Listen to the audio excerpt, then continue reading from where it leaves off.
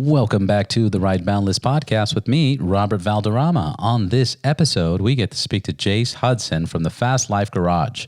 Jace is originally from Texas. He does airbrushing graphics on helmets, motorcycles, and much more. Does rides all across the country. And he's also the host of the FastLife Podcast. On this episode, we do a crossover. So this podcast and his podcast will be playing the same thing at the same time, so you can listen to either way or either one. Let's start now.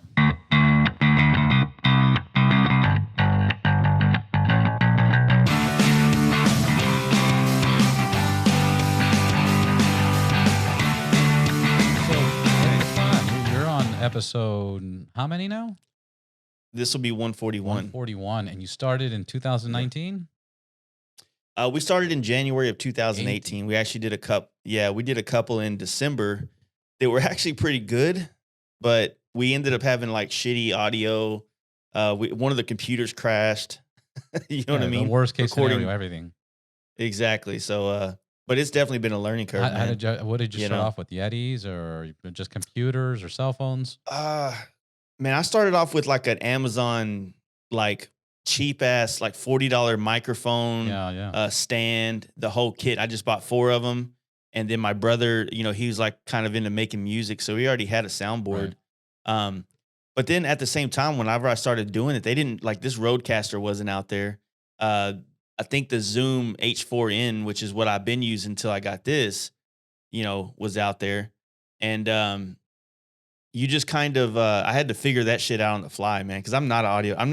I'm computer savvy, but not this kind of computer savvy. You know what I'm saying? So and luckily Rodecaster now has made it much more easier for people to tap into this, especially people that don't have the experience of messing with audio equipment or edits, etc.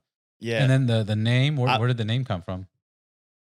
Oh, the shop, my shop's always been called the FastLife Garage. And, just for branding purposes, instead of having 50 different names for all the shit I'm into, by keeping everything FastLife, whether it's FastLife Podcast, FastLife Garage, or our FastLife Campout, like everything we do, it's just easier to kind of keep the branding all together. That's very smart. And and like I said, man, like we're just kind of the dudes hanging out in the garage that work on bikes and shit too. So we want to keep it as simple as possible. So now we understand the podcast aspect of it. Tell us about the garage. I've seen all the people you've talked to. I've seen everything else, but how did your business start? Was it a passion? Did you work for another company?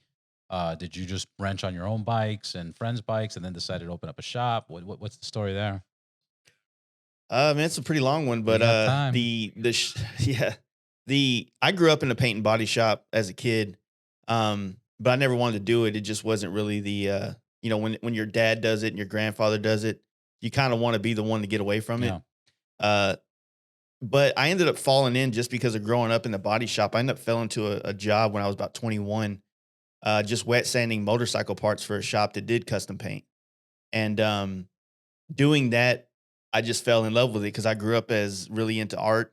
And then paint work was always like repairing a fender or something on a car. I never looked at it like it could be art. You know what I'm saying? And so pretty much in 2004, man, I fell in love with painting again and motorcycles at the same time because that's what we were working on. So, you fast forward, 16 years now, I guess. And, I'm kind of a hustler mentality, man. So I've had a shop, off and on ever since 2005. I've built bikes. I've painted tons of bikes. I've traveled all over the country with, doing bikes for all kinds of people, you know what I mean? And it's pretty crazy. I've seen a couple different trends come and go and stuff like that. So, I don't know, man, it's a really wild story. Just, thinking about it, like I think about all the million, put it like this. I did a podcast. The hardest thing, if you haven't done it yet, if I did a podcast, just trying to objectively look at my life since I started painting and getting into bikes. And then like, I had to do a 2-part series. It was like 2 hours a piece. It was like That's a shit crazy. Show, just like super honesty and like kind of just showing like, a lot of stuff. But man, I don't know, man. Like it's a weird one. Like, I really don't know how to get into it again. too much, Yeah, yeah, you no, know. it But becomes very difficult. And the shop when you opened it up, did you have like rich parents and they were like, "Hey, parents, give me some money. I'm gonna open up a shit, shop," or did you hustle I your wish, ass man. off and partner up and do whatever you had to do to get there? Man, I wish I did, and I wish I, you know, the one time in my life I did find a partners, and had close to like $1 million investment type of business where we had money coming through. It ended up being a shit show. But no, I grew up with, 90s and late 80s parents that were partying and doing coke and shit like that, man. So they were, in the late 90s when I was graduating high school, man, like my dad was doing a year in jail. My mom just got a felony for, possession. They weren't like junkies. Like, fortunately, my parents were good at doing drugs and getting their job Right. done. It was just Staying still focused, illegal. You know yeah. what I mean? Yeah. So, my junior year in high school, man, like I had a full time job and graduated high school still, went, finished school and all that shit. It just, I had a kid really early on. So that's what kept me kind of on the track. Balanced. You know what I'm saying?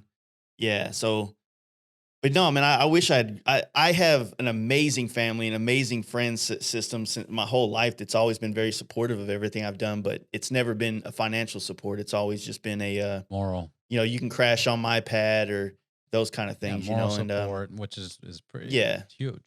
Plus, we're here in Texas, man, and up until the stuff in the 2000s, like the mid 2000s, all that kind of motorcycle culture was really more based out of the SoCal and the Phoenix area more than anything. So being here, there was plenty of bike work, but it was not really you weren't really going to get famous working or painting bikes here in Texas at the time, in my opinion, unless you already had a huge business. You know what I'm saying? Right.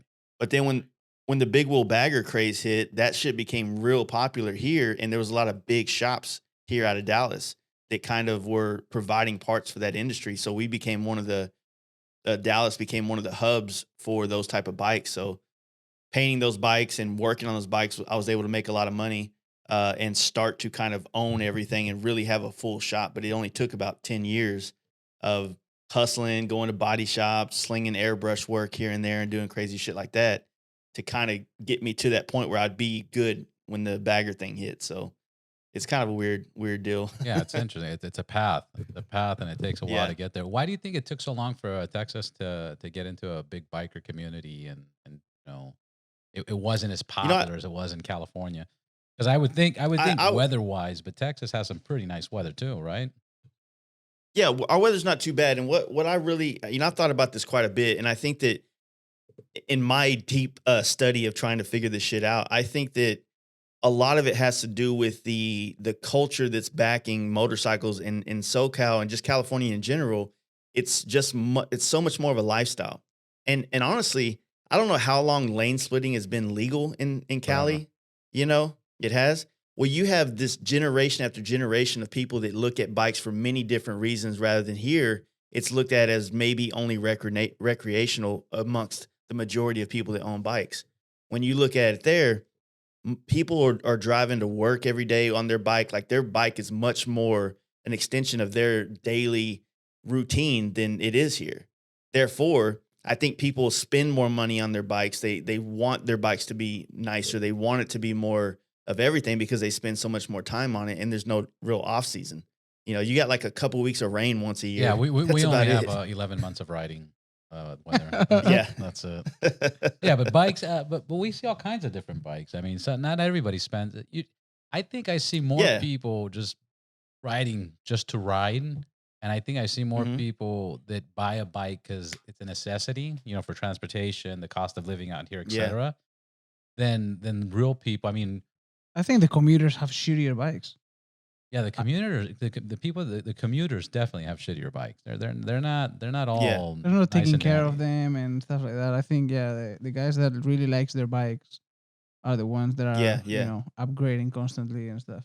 Well, it's not only that, but As in Robert. you know better than anybody else.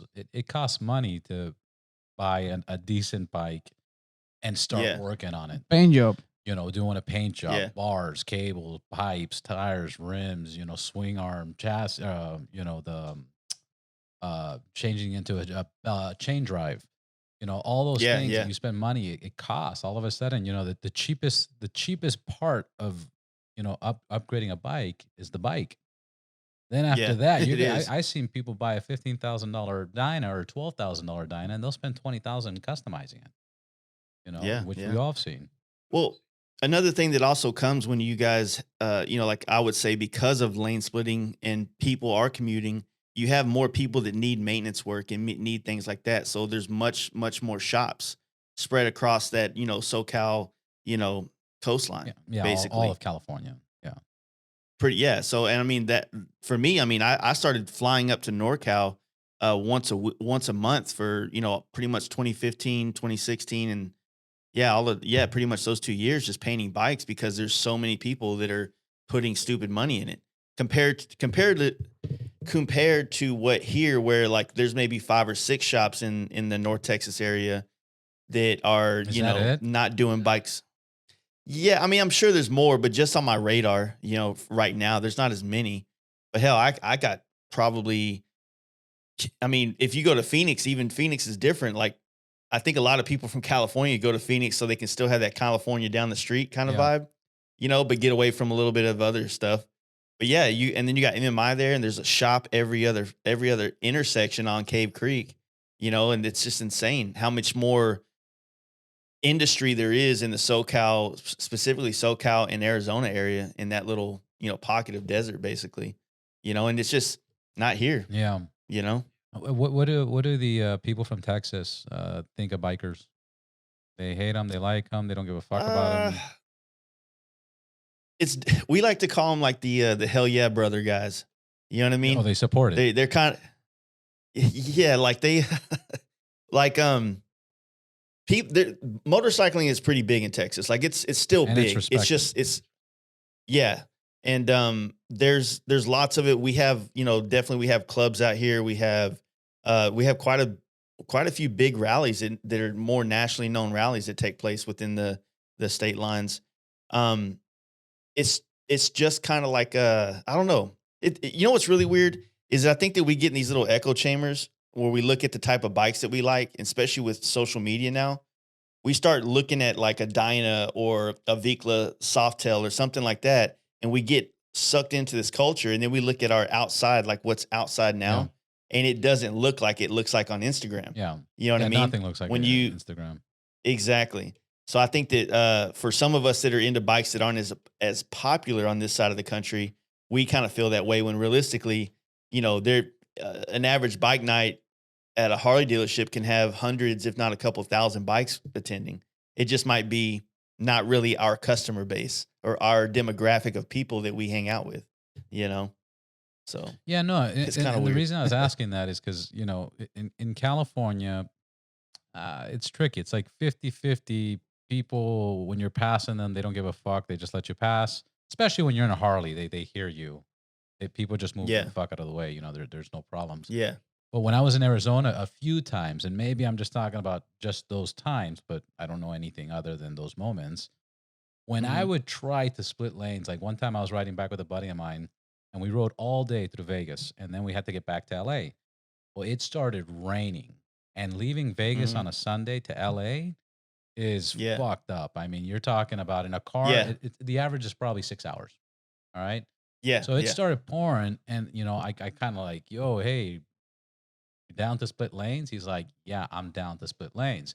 So we were on ultras, and I started splitting lanes. And all of a sudden, every time I looked back, my guy was so back. Yeah. Dieter from Eagle Riders, he was so far back that I had to stop. Because cars were cutting him off as soon as I would pass. And Mm. in Nevada, cars would Yeah. get in the way. They would block you because they know it's against the law. There's no lane splitting. And Yeah. Yeah. they did this the whole way, until we got to the California border, the state Yeah. border, and I traumatized me. I was like, this is fucked up. I would never experience this in California. I wonder if other states are like that. Oh, they most definitely are. Oh, I mean, they do the Texas, same it's like, shit? yeah, nobody wants you to cut in line, man. And it's, They I've feel heard like they're someone the told me law this, like, almost. Like that's what it felt yeah, like. I can't, someone told me this a while back and it was a good kind of analogy and I'm probably going to murder it right now, but it was something to the effect of like, every other condition, the only time motorcycling is better to be on is like on a perfect sunny day, Yeah. right?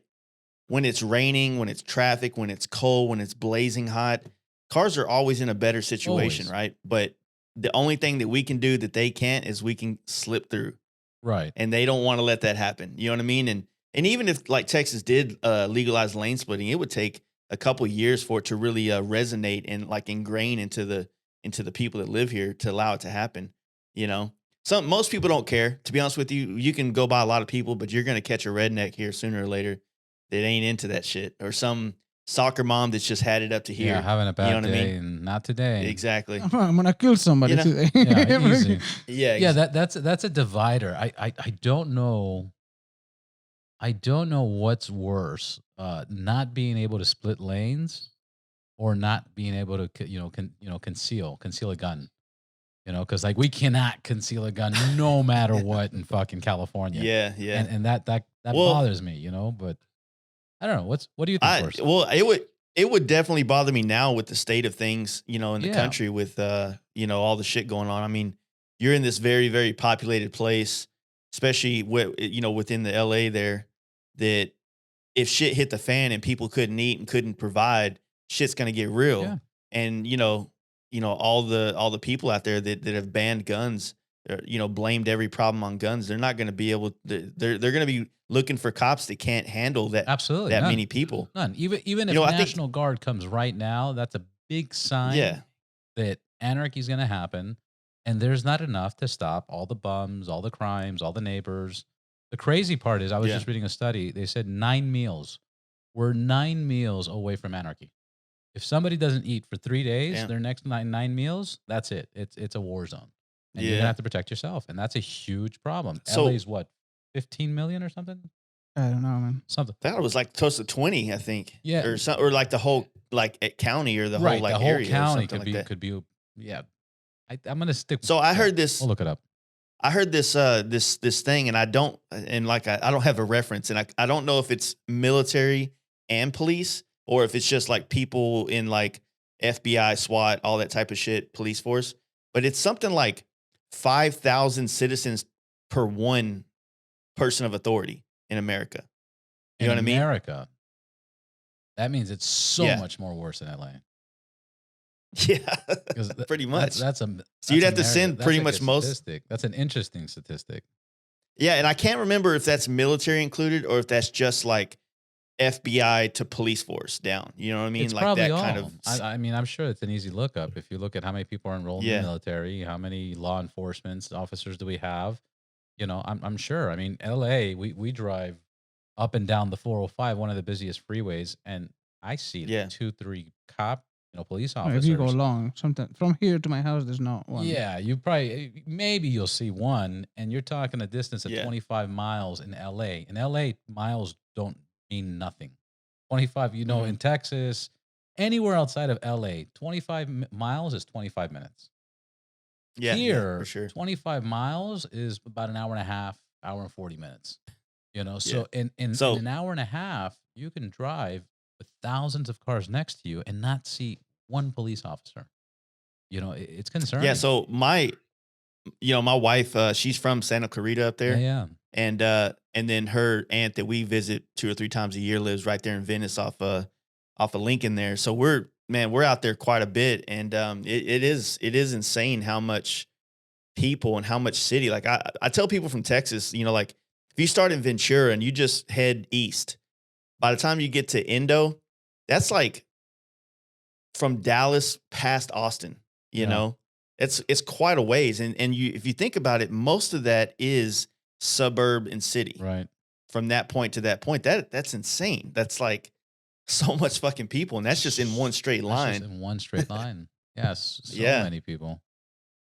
So it's pretty, it's you got a special place there, man. Like if it wasn't special, like nobody would be there. Well, so what makes it special, I Uh-huh. think, is you're 2 to 3 hours away from anything. If you want Exactly. mountains, you have mountains. If you want desert, there's desert. If you want beach, there's beach. We were riding not too long ago, and 3 weeks ago, man. 3 weeks ago, snow. Mhm. I mean, straight snow on top of the mountains. There's snow next Yeah. to us. we had like just one light Short jacket. sleeve. Yeah. Well, luckily somebody brought his heated vest, but the rest of us, we didn't know, so we got Yeah. up there and we're freezing our asses off, but it was so nice. And it's like, wow, like there's snow right now. And Which pass did you go on? we went on Angeles Crest all the way. Yeah. Oh, okay. it's, That was all it the the way 2 up or to when something it like that? crosses to Azusa. That was like full with snow. full on, Nice. full blow snow. Actually, they were there yesterday. Yeah, I was there yesterday, and took it? and it Oh. was completely empty of snow. It was like There were 80 still some 85 degrees. 85 degrees, but that's the crazy part. And again, if you want ocean, if you want to go to Coney Island, Sandy, and then Yeah. everything's so different. There was a law they wanted to pass that I never saw it or do anything, but they were talking about breaking up California into like 7 Oh, yeah, I different remember that. states. And They're different though. What's that? I spent a lot of time in NorCal, man, and those cats up there, the guys in the Bay Area versus the guys out towards like Stockton and Sacramento are even Are different different, in a everything. sense. and Yeah. the reason they were doing Yeah. that state is because just the laws, like San Diego's got a border problem. LA's Yeah. got a Los Angeles problem. The Central Yeah. Coast has they produce, I think they said 70% of the produce of the United States. Yeah. So we had Mhm. those droughts. Sacramento has their own issues, in Stockton. San Francisco obviously wants to advance on technology, self-driving buses, self-driving this, and Priuses. Priuses. I fucking hate Priuses, and I'm sorry, I lose my mind. I can't even. Anyways, so they wanted to separate that, and it was just interesting because there was enough valid points where it kind of makes sense, but then it's just kind of Yeah. ridiculous right now. But anyways, Yeah, it's really strange, man. Because like whenever I started going to NorCal is when the big drought was taken, and I think Shasta Lake, I think it is up north, was like damn near empty. Yeah. And I guess that's a big water source for a lot of the people that with the aqueduct that comes all the way down the it was Central like Valley. 5 years. It was like 4 or 5 years, if Yeah, not longer. it's of the drought. ridiculous. Dude, you drive up the 5 or the 99, man. You just saw all those farmers just ready to fucking riot, ready to go to war for water, man. It's crazy. But then, I guess it's been quite wet there the last couple of years, so I guess that's a good thing. Yeah, I was actually Remember they were using putting my- the plastic What's that? they were putting the plastic balls in the water to do something up there or some shit. Like they were dumping all these plastic things in the lake up there up north to do something, Yeah, some kind of experiment. I forgot what that was about, but I remember hearing something about that. Yeah, it's crazy, man. Yeah, no, it's So what got you into podcasting though? Like you guys, like I've heard some of the podcasts I've been trying to binge. We've had a wild party weekend going on, so I haven't really had much time to sit down and focus on anything. But what got you guys wanting to start doing this podcast stuff? this is something I keep saying 2012, but I think it was more like 2013. I wanted to launch a podcast. The original Mhm. idea was the Man Cave Raw, and then Mhm. just have me and then a good buddy of mine, and just kind of have drinks and have that regular conversation. Like right now, this is the Ride Boundless where we talk about bikes, and the conversations we're going to have are based on conversations we would have if we met at an event.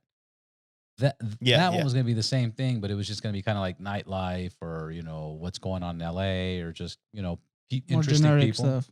Yeah, more generic, yeah. not so much of a niche. And I that's where I want to give you credit. I mean, you had the idea and you did it. With shitty equipment or no shitty equipment.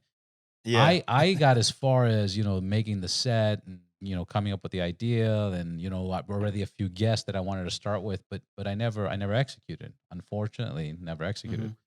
So then I launched the Ride Boundless, and at first it was just like parts, motorcycle parts online, and then I did Mhm. a couple T-shirts, and then I launched a cleaning product, and now the product's called Ride Clean, but originally it was called Ride Boundless, and Yeah. then I felt. Again, that's where I got to give you credit. Again, you kept everything with the same name. You kept your garage, your podcast, your events, your everything, which is genius. I complicated it, started changing names on everything. So then the cleaning, I changed it to Ride Clean. I had the Ride Boundless name. I trademarked the logos, did everything else.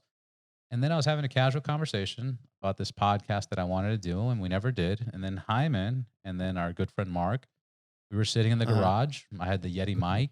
And, Mark kind of said, hey, why don't you start your podcast? And then I was like, you guys want to do a podcast? And Jaime was like, fuck it. I don't care. Like zero fucks Yeah. given. And Yeah. we just started recording. I think the first one was what? Like about 2 months ago, I think. Yeah, 2 months ago. But how long was it? Almost 3 months ago. Yeah, but how long? I think it was like 45, 40 minutes? 35 minutes, 40 minutes. Something short. Yeah. And it started circulating.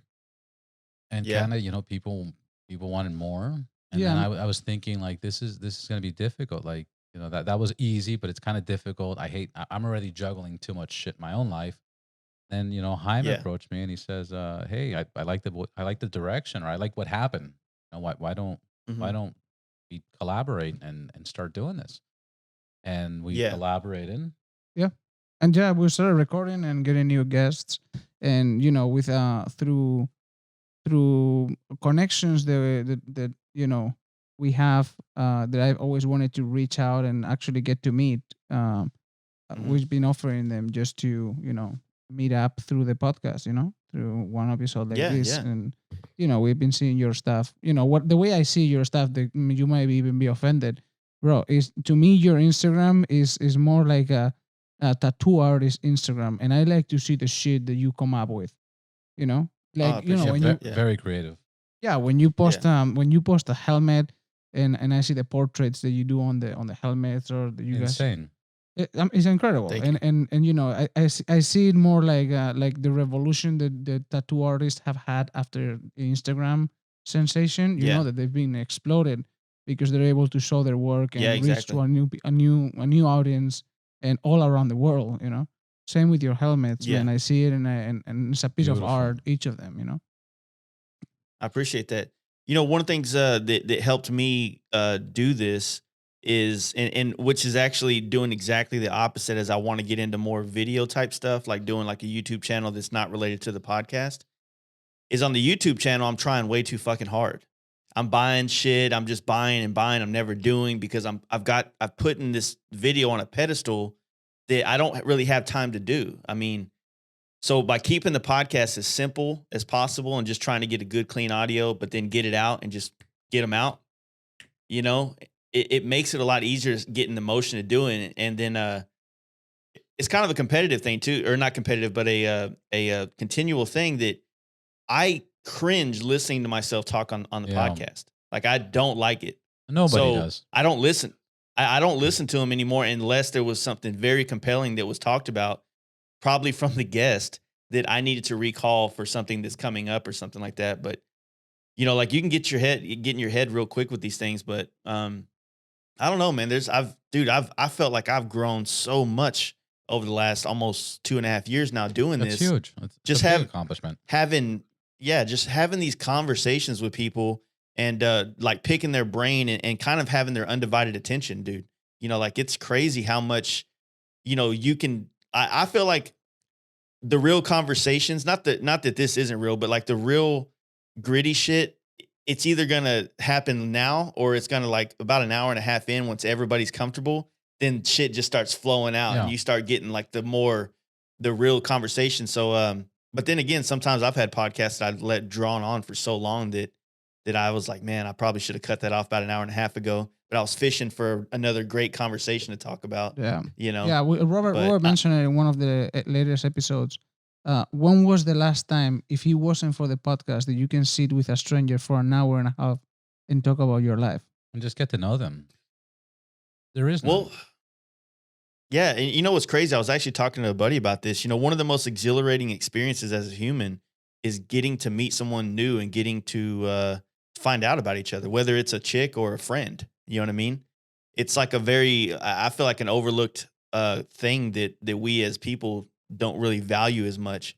So when I get to have a podcast or somebody, or have a conversation with them, it's pretty amazing to sit there and meet this person, even if you've never, like, I've never, other than the conversation I had with you the other day, like, I haven't really had much interaction with you guys, but listening to your podcast over the weekend has raised a lot of, like, oh, that's cool. Like, how'd you get into it? What was the catalyst, or the fuel for the fire for you guys? You know what I mean? So that's kind of like the good thing about conversations, man, is they can really just open your head and eyes to Yeah, things. and that's what happens. I think there's too many people that I've known, and we ride together, every weekend, or even during the week we meet up, we go to events, but you don't know anybody until you really have this moment of yeah.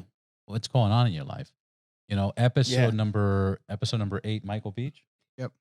Yeah, Yeah. I listened to that one. Liked it. yeah, Michael Beach. Nine. He what's that? 9. Number 9, yeah. So Michael Beach, he's actor, Sons of Anarchy, blah blah blah. We used to ride together back in the days, and then I lost contact with him.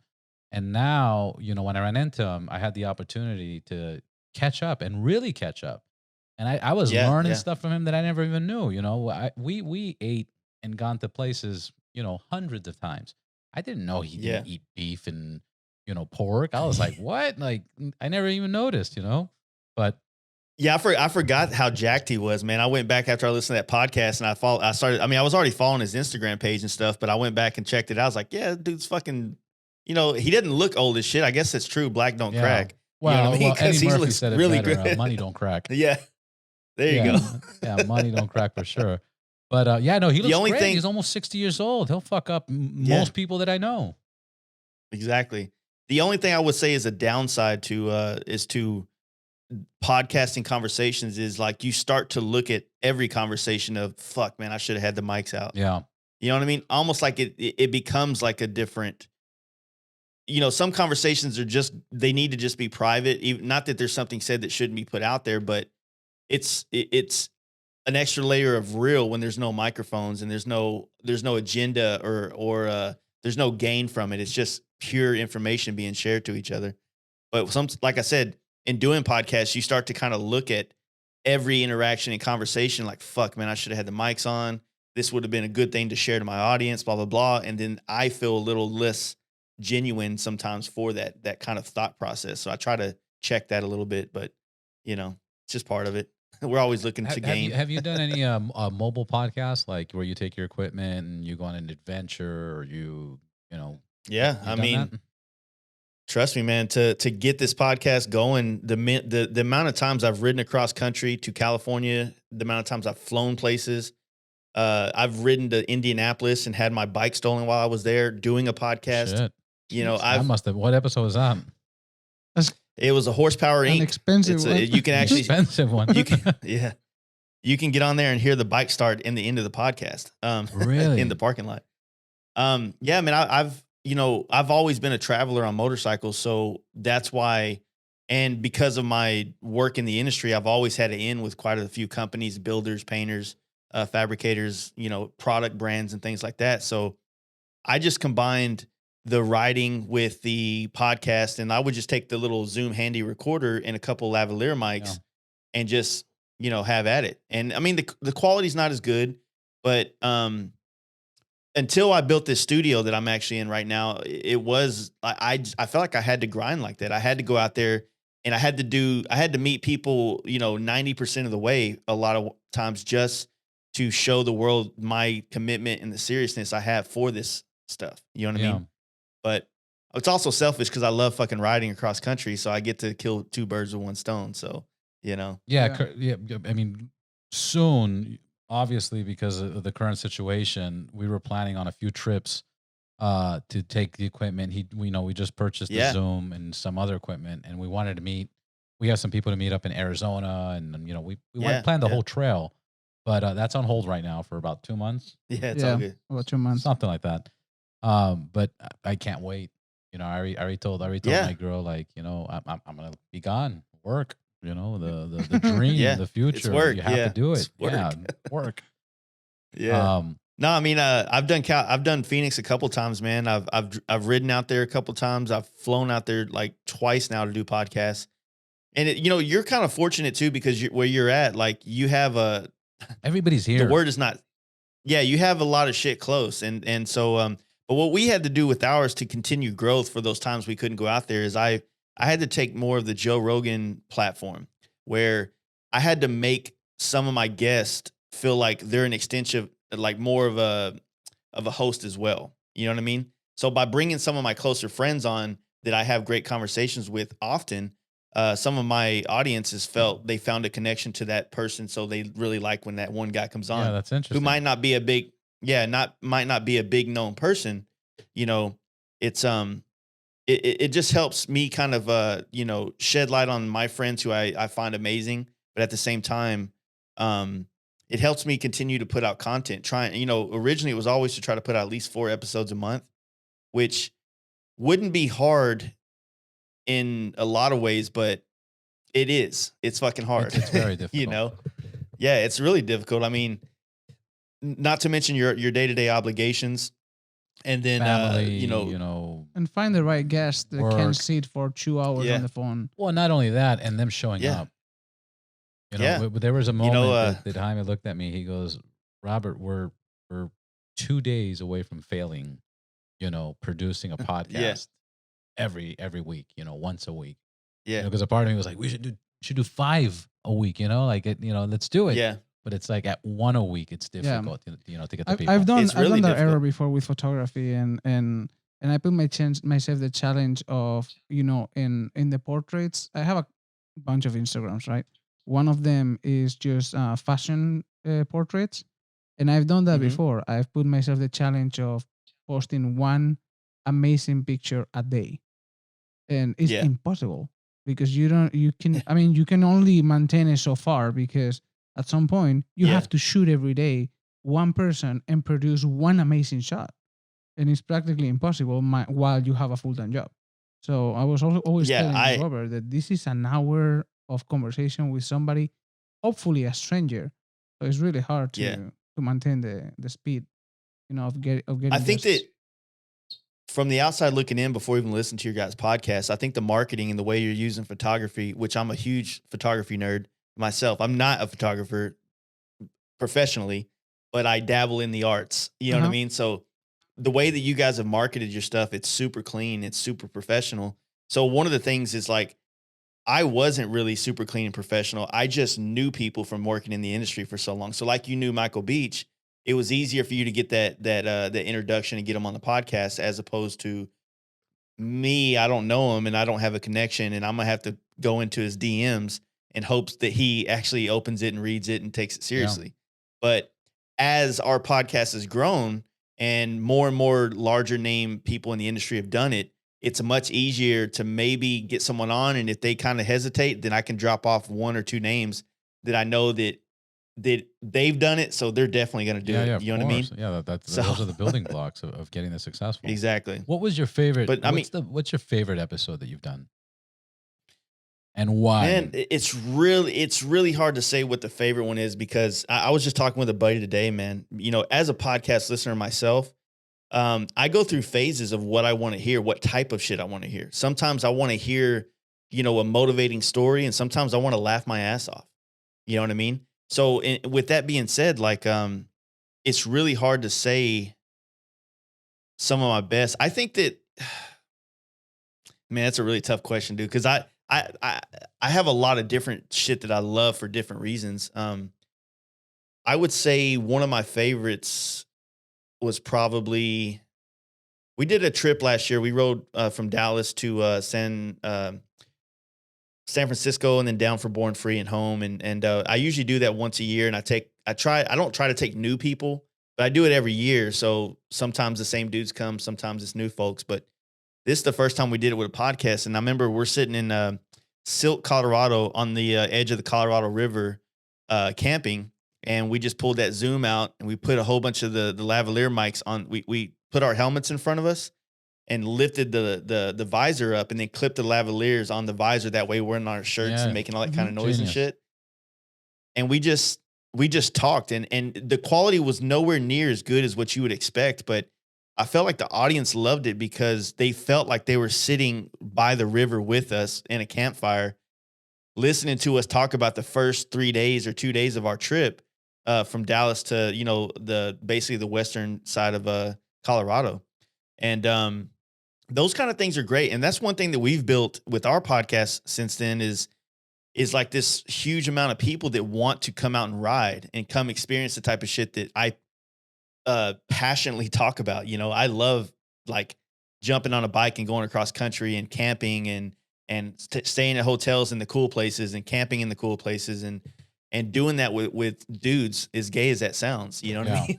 No, So it's what we used to do. It's how we traveled before, 100 yeah, years ago, 500 years ago. That's that. I think it is a little bit primal. Yeah, that's in where the its, bonding was. That's you get escape. You almost have no responsibilities other than just surviving. you don't. It- When you're on a road trip across the country, man, and you know that today I'm riding my bike and I'm going to go to this town, this town, this town. When you ride a bike in general, you're already way more aware of everything going on, or at least most of us are that don't wreck all the time. Right. We're very connected to what's taking place in front of us. And when you go through these small towns in the middle of nowhere, man, like you just kind of peek into this world that's not like the big city that we're kind of all from. It's a trip. And it's a trip, Yeah. man. It's it's very humbling. It's very inspiring.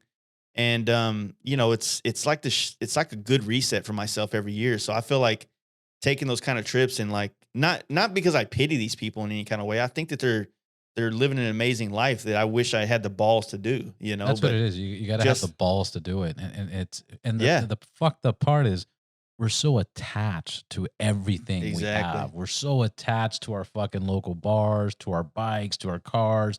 We would rather suffer and complicate our life, but have our attachments than just living a simple fucking life and less worries and less stress and not caring like that. You gotta have balls. It's as weird as it sounds.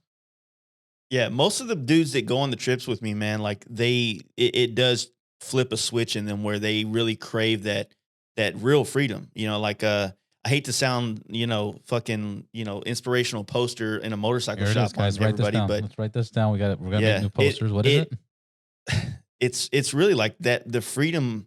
I think riding motorcycles is freedom in a lot of ways, right? Absolutely. But when you're leaving and you're not coming home that day, it's a different kind of freedom. You know what I mean? Absolutely. You're just going. Like you're going here.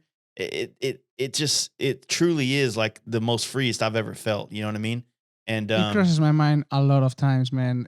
When I'm riding somewhere at night, for example, I have to ride later today from here to my house, and I get on the bike, and I always think, is this the day when I turn off my phone and disappear for 3 days? You've said that too many times. Right? It's kind of concerning. It is concerning. Yeah, he literally will be like, I think this is the time. I'm gonna. Bye. Yeah. Like So I got it. I really want to do it once. So I do have a weird, like on the same topic, a question for you guys. So to me, I get to fantasize about coming to places like where you guys live and soak it up for a day or two or a week or however long. Bro. Yeah. We're looking for So how- go ahead. I'm sorry, but just to let you How know, do we're you- trying to get yeah. the fuck out of here any moment, bro. We're Yeah. like, where? Let's go. I don't care. Let's just go. Yeah. So that's what I was wondering, like when you're in Cali and you have basically, at least 5 of the top 10 rides in America within a day's ride from you guys, like what's their desire? Where is there a desire to go to the Midwest where it's flat and there's fields 100%. everywhere? I mean, like, Absolutely. Camping, Yeah. get out of here. Yeah. Anything different. That's the experience. It's the experience of getting out there and coming back. That's what people look forward to. Yeah. The stuff that we have around here, like the freedom that I experience, and I know this might sound weird, but the experience that I love, that I experience a lot in Los Angeles is when you get in a fucking car, there is so much traffic.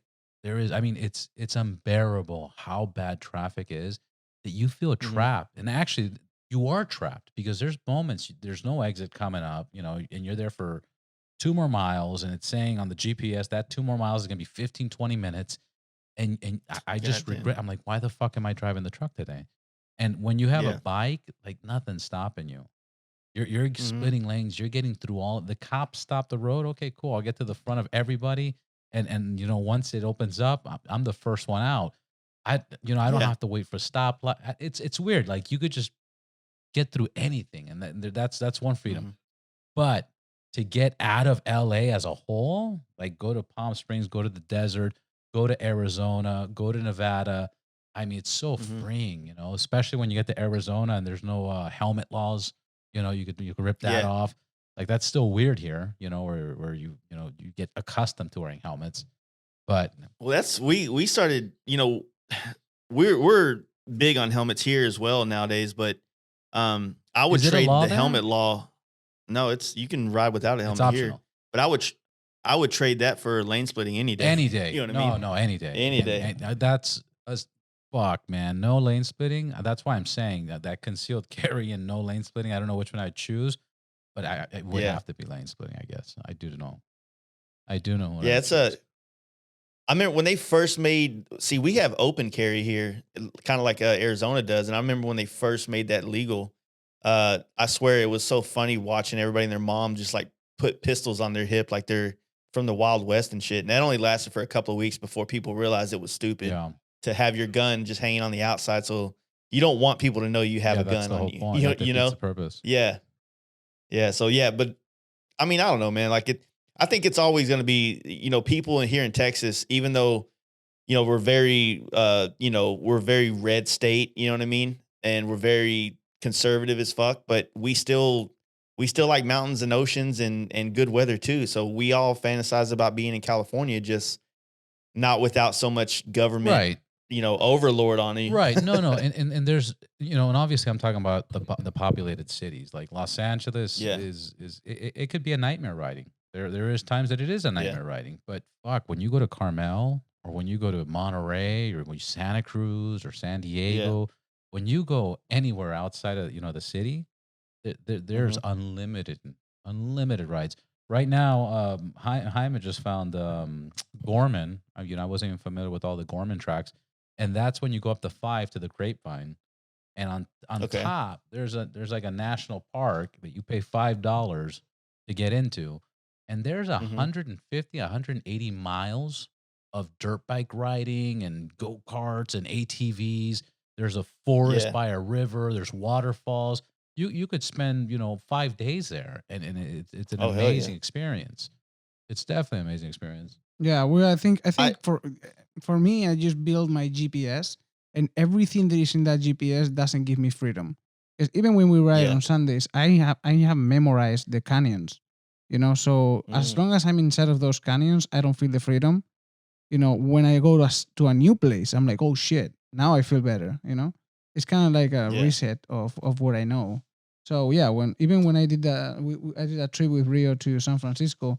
Going up PCH, once I pass the area that we always go to, I start feeling, like the You've freedom start escaped. kicking on. Yeah. Like once you're out of Santa Barbara. Yeah, you're like, oh shit, I don't know these turns or look at this cliff that I would have never look at if I'm in my area, And it's so adventurous because from LA to San Francisco, if you take the 5, you could do it in 5-6 hours.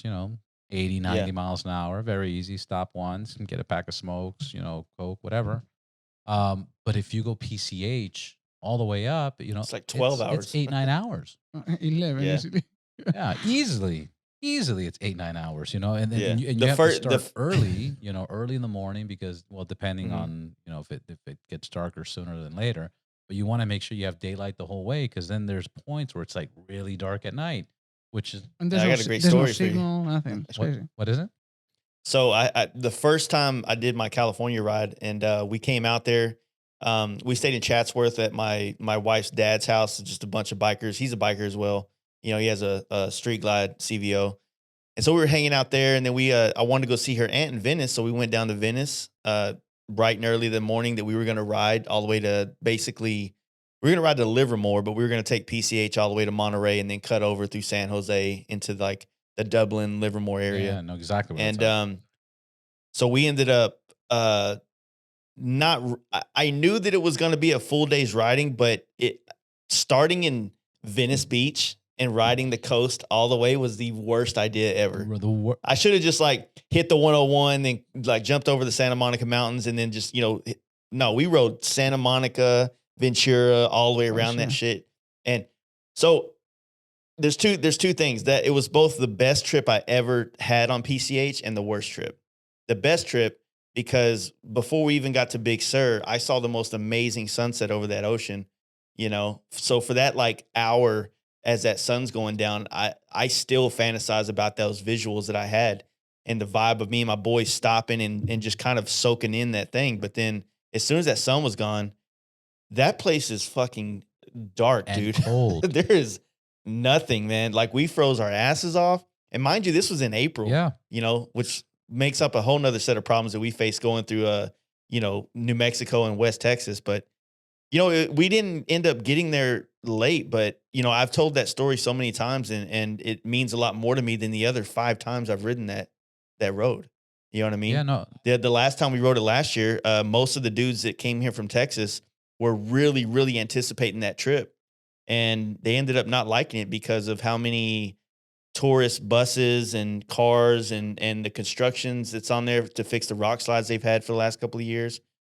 So I knew it was going to be that way. So when I brought those dudes to San Francisco, I took them up to Bodega Bay and then rode them down Bodega Bay down into San Francisco for a kind of the same experience of riding on the cliffs and the coast, but much less traveled than the Monterey to San Luis Obispo section. Yeah, no, and they ended up liking that. Yeah, they ended up liking that one much more just because we had the freedom to really put our Olin suspension and shit like that to the test finally in a curvy environment. Well, what'd you think? What'd you think of the suspension upgrade? Dude, I've ridden quite a few things, but unfortunately, also in my testimony, I've only been riding aggressively since I've had Olin. So when I had Legends on my last Dyna, I had Works on my last FXR. I've had quite a few different, but I just never was really trying to push the bike. I was just more or less trying to have the cool guy shit. You know what I mean? Yeah, just the show bike. That way it wasn't stock. But this last year running the bagger, I did the full Olin's front and rear, but only the drop ins in the front. I'm not a fan of the inverted front ends, and not that they don't probably work amazing, but I just ain't got that kind of dough to put on into a bike, and I definitely can't ride. I've ridden bikes with the inverted front ends, but most people, I think that the Olin's rear shocks with the Nix 22 drop ins in the front is probably the most cost effective, high performance thing you can do to your bike. Those night and day for me, man. We were coming from one of the best rips on my trip last year. We were coming down from South Lake Tahoe to Sacramento, and there's just like long, winding, just sweeping high speed corners. Not really corners, just curves. Yeah. Coming into Sacramento, man, I had never felt like my suspension was so fucking dialed in my life. We were in Colorado and it was bouncing all over the place, but I found out that I had my front tire started to cup. And so while we were in Reno, a homie shop of mine, he put a new tire on my shit, and night and day difference from everything. It just felt like I was riding on rails, dude. What year bike was it that you were riding at the time? I got a 2019 Road Glide. Nice. So, yeah, so I picked it up in 2018 right after they released the new models. And that changed everything. And do what? That changed the whole ride, the whole feel. Oh yeah, man. You got to text me or email me what you got exactly, because I'm looking for my Street Glide. Like right now, I'm so dissatisfied of how the suspension rides right now. What do you have? 2020. I just picked up a 2020 stock. Okay, I traded the FX DLS. Got that. I mean, I've done a few blacked out parts. Crash bar and changed crash bar. Just the simple shit. But now I got to add a pipe and I got to add suspension. And then we also just picked up the 2020 BMWs. When I ride the GSA and I ride my Street Glide, get the fuck out of here. Especially, the Street Glide's lower. It's got the 12-inch shock. It bottoms out on fucking everything. I mean, it doesn't matter where I go. I'm bottoming out everywhere. And I'm sure you've noticed California has terrible roads. I mean, we have potholes everywhere. Yeah, the Pasadena freeway, I'm good with that one. That's the bumpiest highway I've ever ridden on.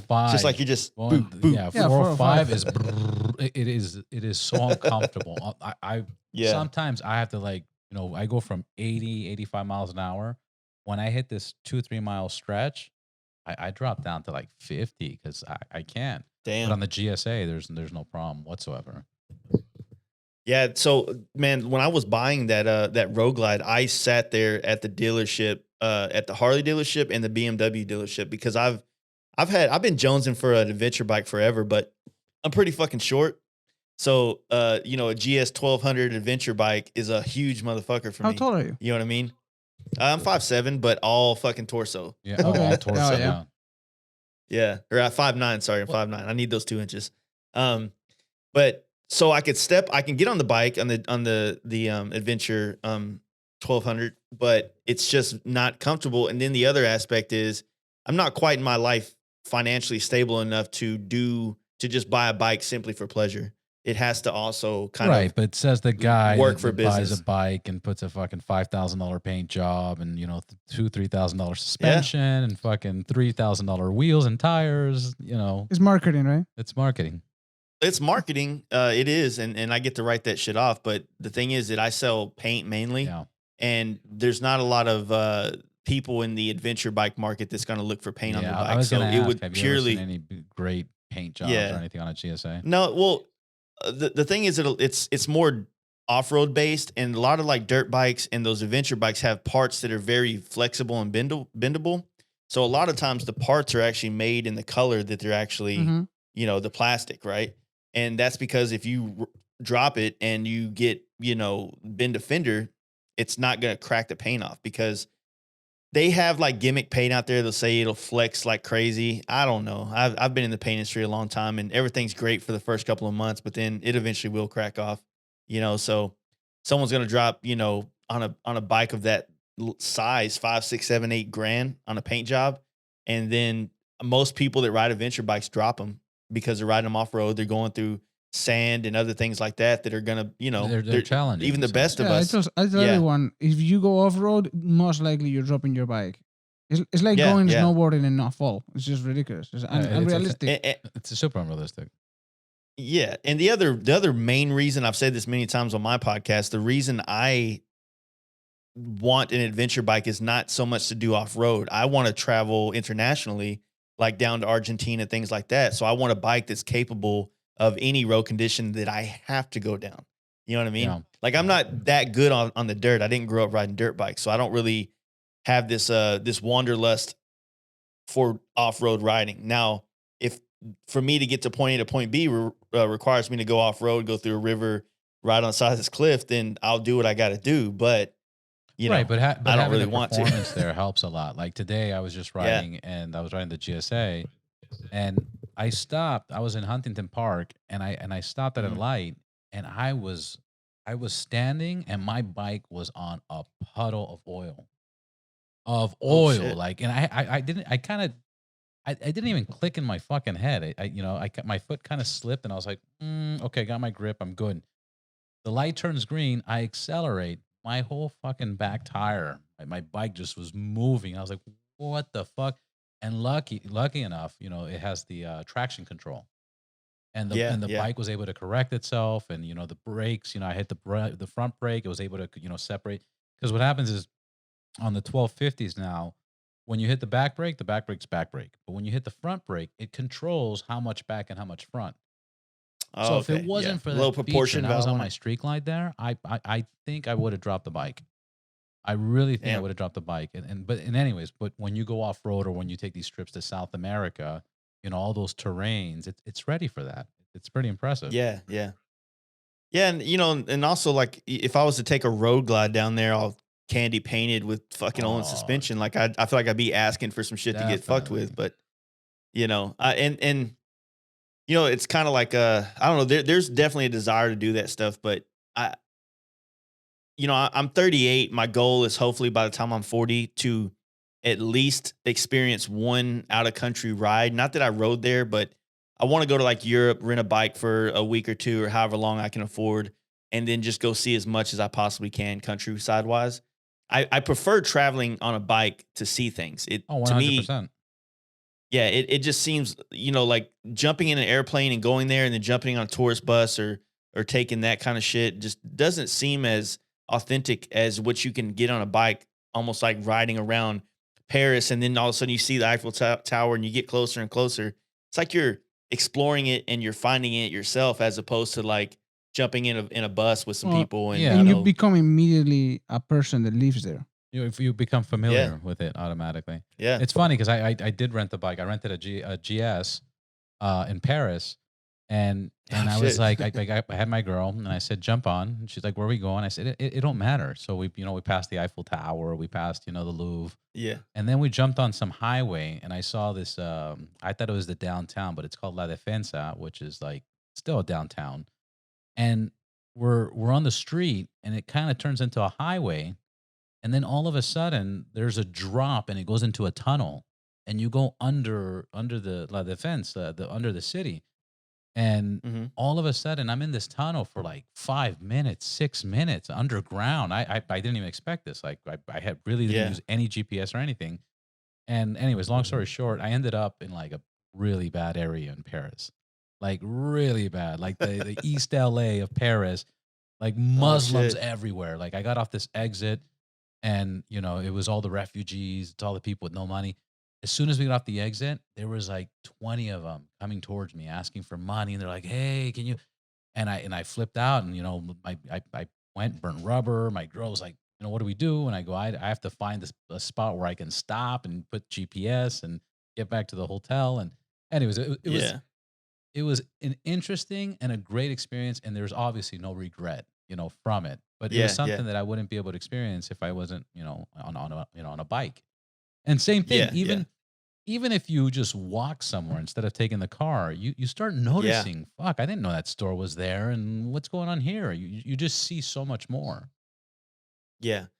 Dude, that's the thing. And then also like your buddy here, I can't pronounce it. Say your name again. Jaime. I fucking Jaime, Jamie. Jaime, right? Jamie, is that good? Jamie. There we go. Well, Jaime. Yeah, it's like That's the Jamie way in it's spelled, Spanish, right? Yeah.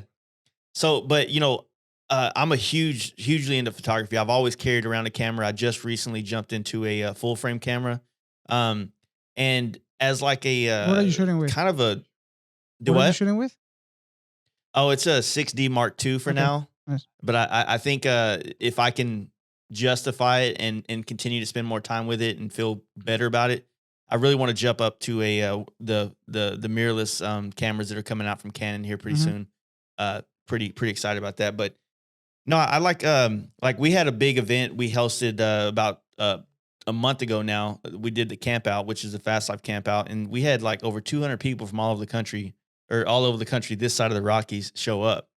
And I spent the whole time with the camera just trying to take pictures of people so that they could have that memory, and so for me, like this photography thing that I've recently gotten into, I've always been shooting pictures of trying to get better quality shit for our Instagram for the last like 6 years.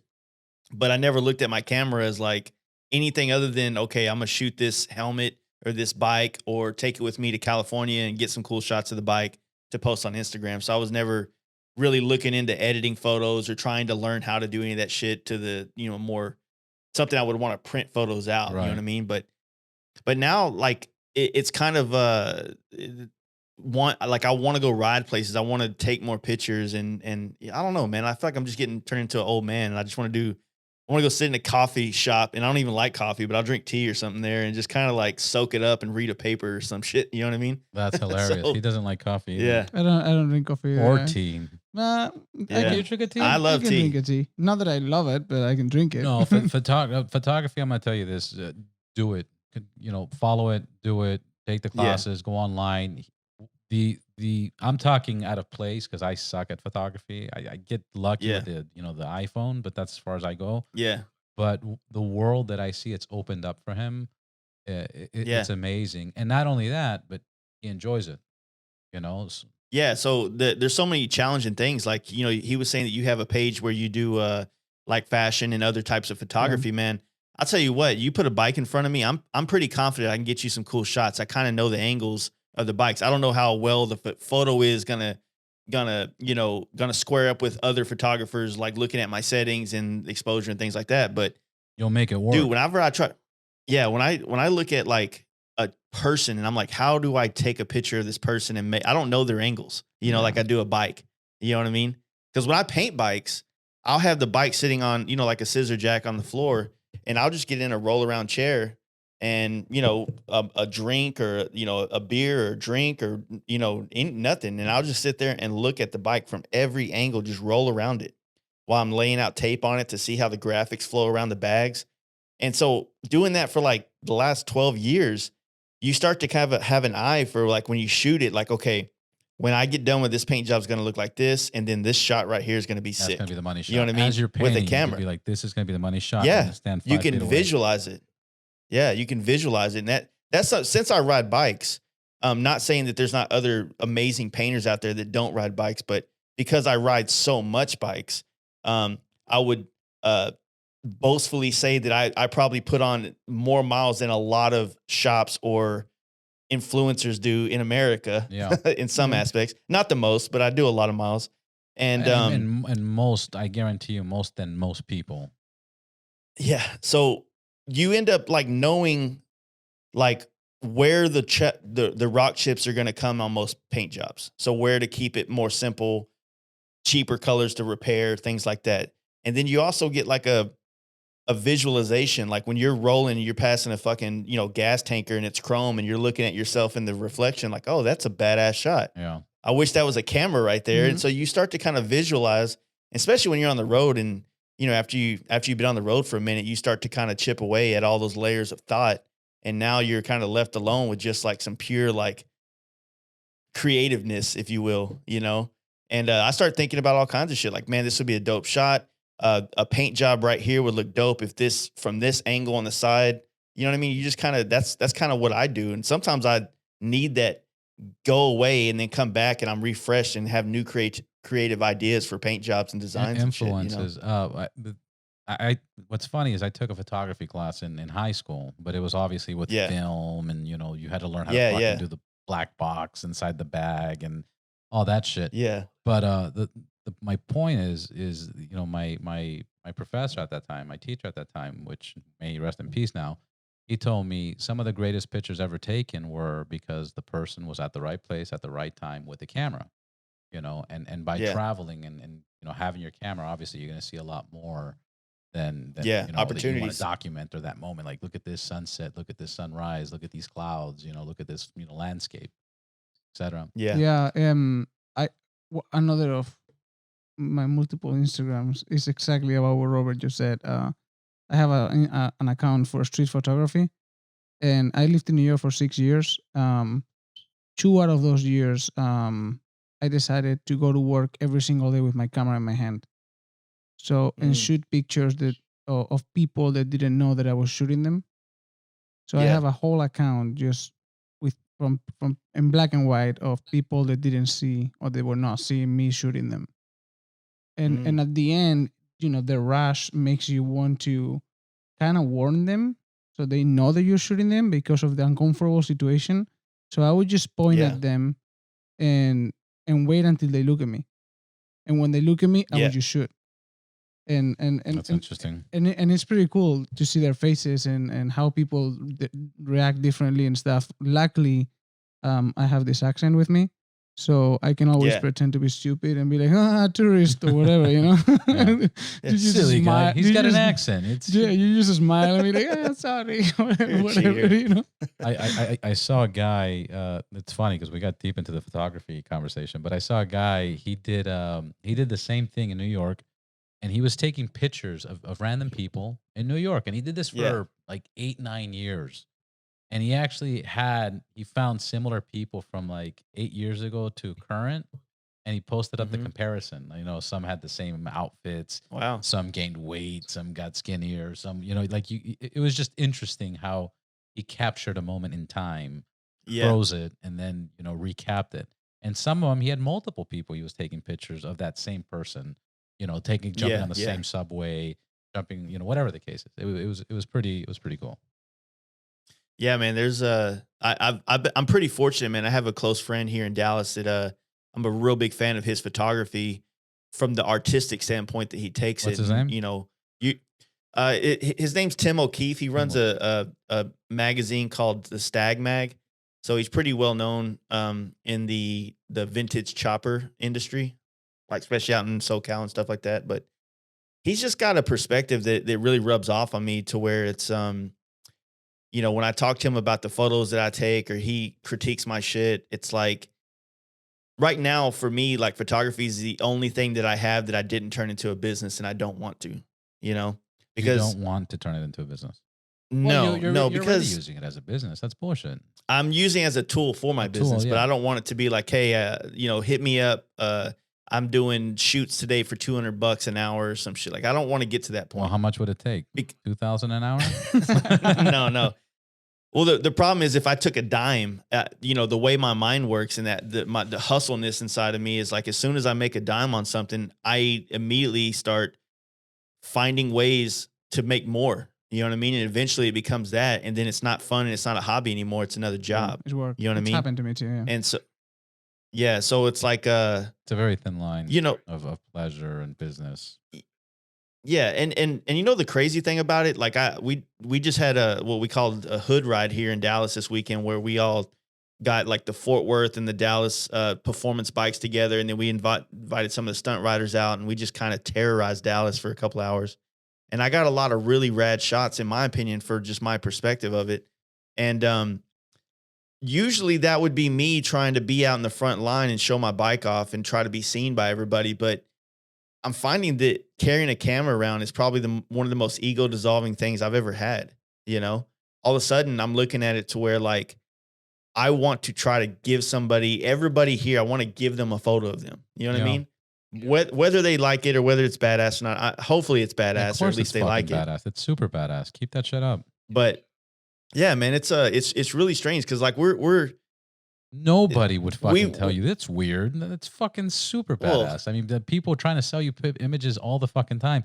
People sit at home and get on their fucking phones while they're at the toilet and look at pictures all fucking day. Like, of course. Well, we're also conditioned over most of our adult lives, I think, filling out online profiles and trying to market ourselves, even though we were just trying to say what our favorite bands were, our favorite movies were, from MySpace or chat rooms before that. And so, we got this training of narcissism, I think, that I've struggled with understanding it over the last 2 years, but I'm starting to kind of get a grasp on it, where I feel like everything I was doing before was all about the marketing of myself and my brand, which has kind of helped me get to where I'm at, in some aspects. But, like, if I get another 100 or another 10,000 followers in the next 2 weeks, it's not really going to change my business much. I'm already at capacity for how much I can paint every year. It's not going to do much for me. So the whole, throttling back on the promotion of myself and getting pictures of me riding and getting pictures of that shit. This has been a very, very fun time these last like month or so, like just going out and trying to get photos of friends riding, friends doing whatever. And just, yo, dude, just check out this shot I got of you here, bro. That's yours. Fucking you know what badass. I mean? Good for you, man. Yeah. Appreciate That's that. Yeah. badass. It's cool. And it's funny because you're starting off like slow, like, fuck, is it weird that I like it so much? Do I want to say that I want to? Fuck, it is badass. Oh shit, this is so. I love this. Actually, I'm gonna do it more. Bro, keep that shit up, man. Yeah, Robert has a person really close to him that shoots him down every time he tries. Every time, and he knows every time. how it feels. When I want a logo done or when I want a picture taken, I take a shitty fucking picture. I just be like, and then I send it to him. Like, hey, you think this will work? And he's like, fuck you, Robert. I'll be right there. let me take care of that. But so the other aspect to that is, like, I grew up in garages working on cars and bikes, and when I was younger and I didn't have the responsibilities, man, all my buddies used to have. That's how I practiced paint, was painting their cars and bikes when I was younger. 22 years old, living in my grandparents' house. No job, just painting in the garage all day. You were living at your grandparents' house because your parents weren't around, or they were working? No, well, if you want to talk about it, sorry, I just had to ask.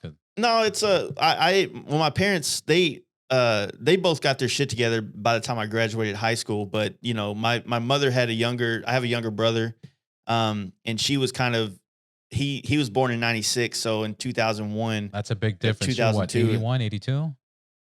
82, so it's 13 years apart. So your birthday just passed. And so Happy birthday. So my birthday is September. Oh, so you're 81 then, right? Because you said you were 80. You're 37.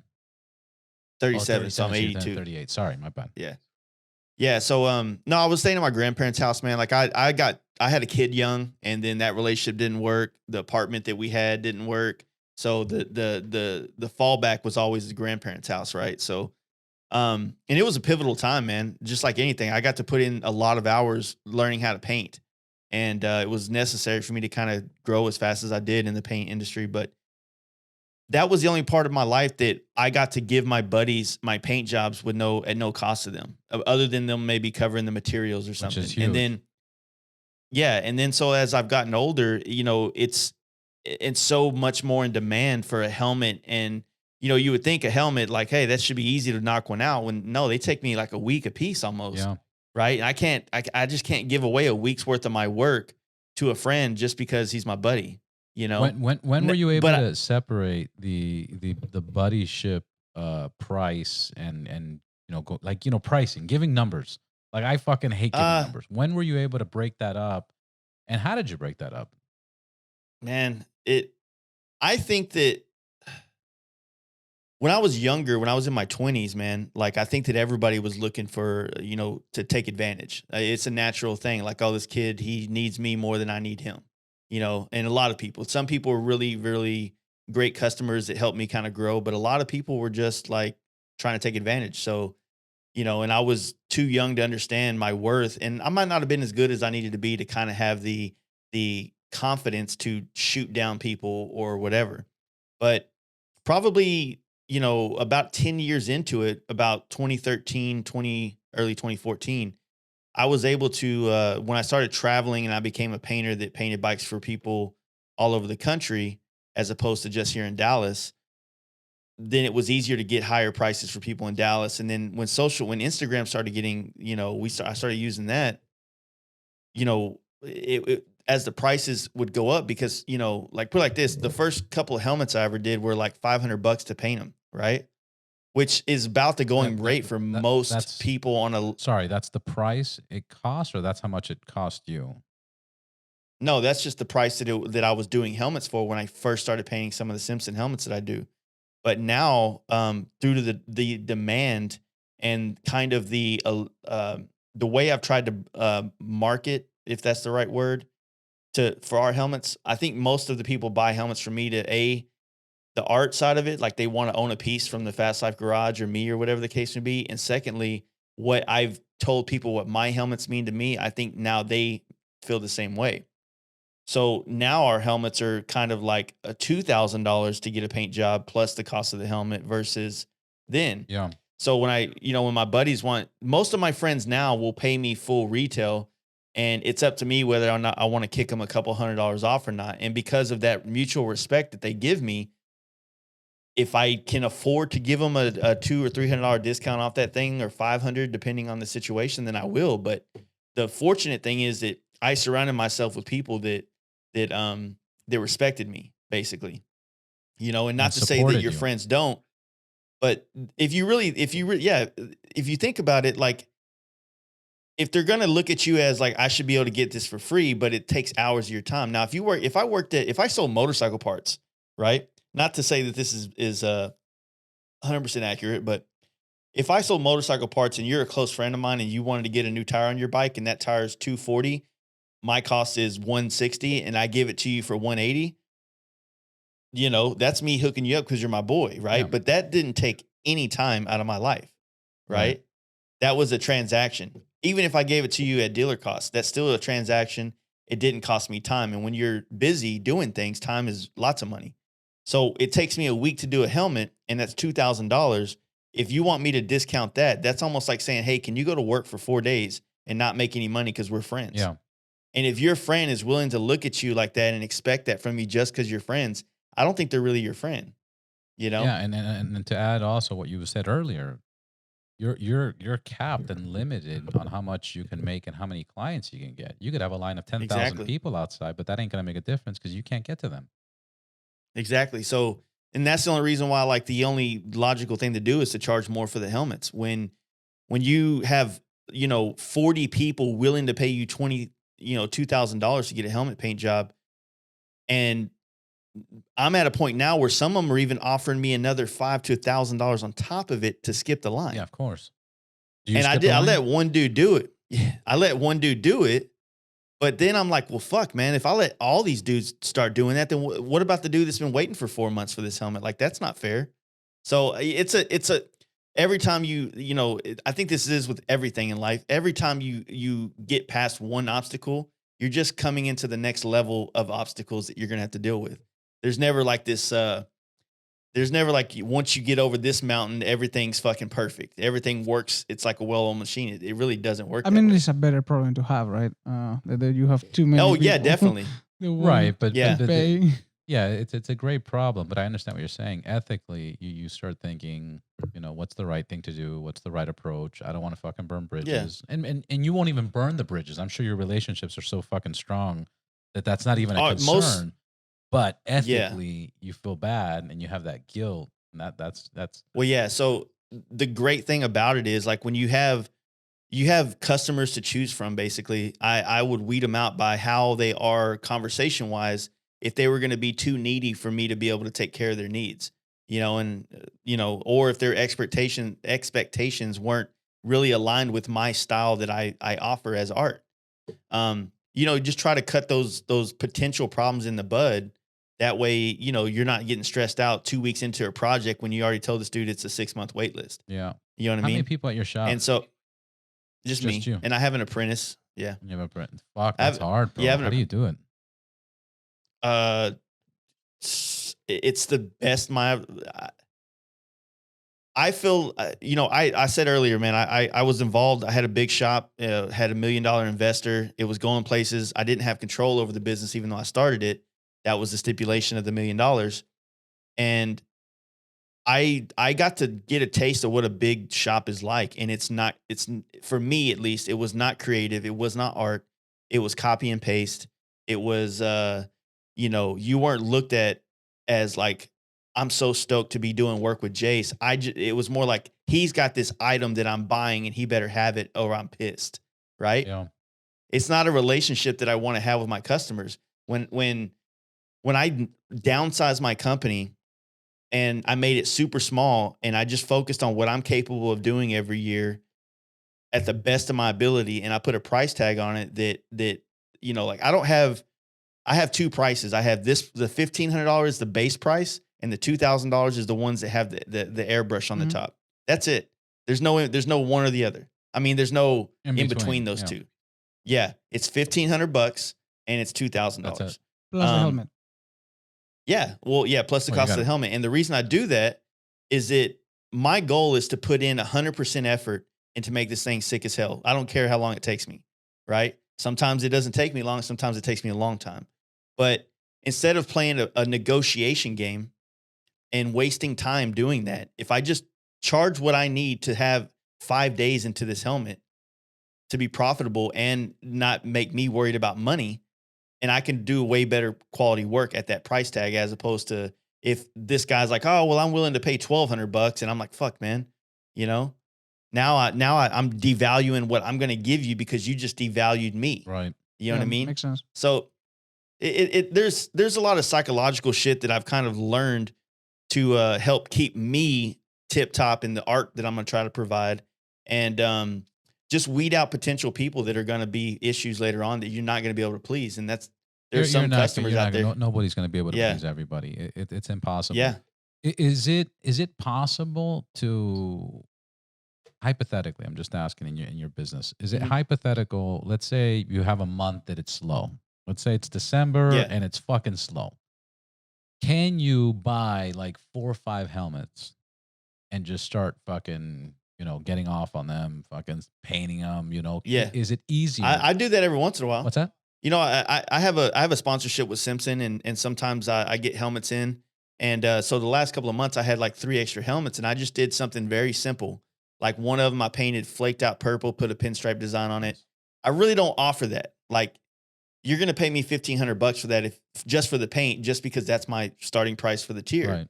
But I did that, and I put the helmet out for sale at like, I think it was $900 shipped to your door. Right. Whoa. Because I really want people to have something from me, like, and share it. It means a lot to me. And, like, I didn't have to pay for that helmet. That was a sponsored deal. So to me, that was like a complete profit. So that was $900 profit. Well, you still But put your time in there. You still sacrifice. You yeah, still put sweat. Your rent, your shop, your materials. yeah, there's all that. But you know, the thing about it all is that the less money that's involved with everything, as far as like it being about money, the more you're thinking about the art. Like I'm good financially. Like I'm taking like I'm handling things pretty regularly. I'm not rich by any means, but I'm not struggling. Like if I want to go to the gas station right now and drop $10, I don't have to think about that. You know what I Yeah. mean? And so, you know, to that I'm fucking thankful for. So like I said, keeping myself less stressed gives me the time to look at my helmets and put in the work that's necessary. And like I said, I consider what I'm doing on these helmets to be art, so I want people to buy it as art and not buy it as material possessions. Like, you know, I try to talk people out of matching their bikes with their helmets because that is kind of inherently a materialistic way of looking at your helmet as opposed to, you know, I like to look at helmets as it's an extension of you. Like, so me, I have a helmet for every year I ride, and my listeners are fucking over this story already. No, I But want to hear it. so every year I do a new helmet for myself, and that's the helmet that I ride with for that year. And I don't really get to keep the bikes that I build for myself or customize. So when those bikes, I have to sell them to do another one or to you know cover the fact that I just spent half the year on a bike. You know, I don't get to keep it, man, but I get to keep the helmet that I did all those trips on, all those experiences. And so when I have them hanging on my wall here in the studio, I look at my 2017 helmet and I think about the fact that I rode coast to coast with that thing. Or I look at the next one next to it. I'm like, I remember that trip I did. You know what I mean? You're living. It's You're like living an the dream. urn. That's fucking amazing. Yeah. You're living the dream. So and in the dream, and you have something to remind you. It's fucking amazing. yeah. And so How many helmets are there? I have 3. I'm wearing my 4th one, but I have 3 that I actually started this trend on. But then I found out that I had my helmets from 2015 and 2016 in my house. They were just junked and thrown in like a case of helmets that I had. So I actually pulled those out, and they're not nowhere near as nice as the ones I have because I used to absolutely fucking hate painting helmets. But these 3 plus the one I'm wearing now, and then I have 2. So basically, I think from 2014 all the way to now, you know. And you ever have somebody silly enough just to ask you, like, "Hey, man, can you fucking paint my helmet for free, bro? Like, you know, I got social media, I got, you know, followers." yeah, I mean, I get that, but also I have this like secret book that's not secret now because I'm telling you, but I had this little like book or this note, like it's a note in my iPhone, and it's just like all the dudes or friends that I have that I want to have a helmet for. I want to, like, if I had the money to do it for them, that I would do it 100%. Because for me, it doesn't benefit me much to sponsor anybody because I'm already at capacity with what I can put out as it is, right? Yeah. But like I said, man, like there's something it feels so amazing to see my friends from all over the country that I've made through the podcast and writing. And when you see one of them rocking the helmet that you did for them, you know, they might look at it like, oh, it's going to be cool Instagram post, or it'd be cool to have a helmet from me. But I think about those hours at my house on my drawing table till 3 a.m, wadding up paper, trying to get the right lines on a sketch, you know, before I even touch the helmet, you know? So I have a lot of my life invested into every helmet that I try to, you know, it sounds sentimental and shit, but it just, You're a sentimental guy, bro. yeah, definitely. Absolutely. I definitely am. Would you I say save that shit. most people that buy a helmet from you or that you paint for them, do they wear it? Yeah, I think most people do wear it. But I don't. I've only known of 2 people that's ever had me do a helmet and actually sold it to somebody. No, afterwards. I mean if they keep it as an art piece. I'm thinking about myself. If I think would so. ever send you a Yeah. helmet and would I'm be an art paying piece. $2,000, it would be probably an art piece in my house more than I would. Yeah, true. Never dare to wear that helmet in the street. So I actually just had this conversation with the guy that was asking me about doing a helmet the other day, and he was asking me, he's like, oh, so you know, if you paint the helmet and I drop it and I chip it, you know, like what's the process of getting it fixed? I'm like, you don't get it fixed. And he's like, well, I was like, first off, you're not supposed to drop your helmet in the first fucking Ever. place because now blah, blah, blah. I've dropped mine millions of times and still worn them. But the thing is, in my perspective, is that it is the experience. You're going to remember that when you drop that. You're going to remember the wreck you had in that thing. Put it on the wall still. That is a battle-worn helmet on the wall now to show you what you went through last year. You know what I mean? Mm-hmm. If you're gonna fix everything wrong with it, man, like, is it really gonna represent the last year you had on that Not bike at or the all. last 2 years? Yeah. Not at all. But I get it. You know, like if it's the problem is that's like interesting there's because I understand what he's saying too. Like California is there's people that have fucking insane money, and there's people Yeah. that will just buy a fucking motorcycle and put it as a display in their house. They'll never even ride it. If it's Yeah. a collector's or a movie True, yeah. piece or an art piece or somebody painted it, they'll just do that. Has anybody out there? You guys are just a bunch of warriors and just wear everything, huh? Yeah. Well, I guess the other great thing about all this stuff is like building the podcast audience over the years. They've, wanted to have a piece from me. So like, it's kind of the blessing to have someone that's so invested in knowing you and knowing what you're about to get art from you, because they are the best customers to ever work with that I've had so far. But when you get that customer that doesn't know you, that doesn't listen to the podcast or doesn't follow us, like their buddy tagged them in a picture of a helmet I did, and they just start following me and they said, "How much, bro?" Those kind of guys, like they almost never come through. They're asking how much, not that you shouldn't ask that, but they're just not. I don't think that those customers really are gonna like vibe with my personality, because I'm kind of an asshole in a sense. Like, and I tell everybody, I was like, "Look, we're gonna be best friends at the end of this, but right now I care more about putting out quality, badass, what you want helmet, not how I'm not trying to sell you a Mercedes and pat your back and tug one off for you. Like, Yeah. this isn't a customer service shop. I'm working all day. I'm trying to give the customer that's already here the same attention that you're going to get from me when it's your turn. Yeah. You know what I See, mean? but And- at those level of prices, I would, for example, I personally would give you a call and say, "Hey, full on freedom, do whatever you want." Yeah. I would have, usually I have say- a piece in my wall for you, and I'll hang it in my house Yeah. and have it like an art piece. I think that it says a lot about picking the right artist and having the art piece Yeah. intact and how you envisioned it. And I think I will be Yeah. fucking it up if I take it off roading with with whatever you painted that came Yeah. out of your own full inspiration. Yeah. I mean, there are dudes that do just sit them on the shelf, but it's really rad whenever you're seeing like your buddies or these people that you become friends with because of a helmet transaction, posting pictures of them riding through the Teledragon and shit, getting the photos.com pictures and it's got your helmet. It's like, fuck, that's cool.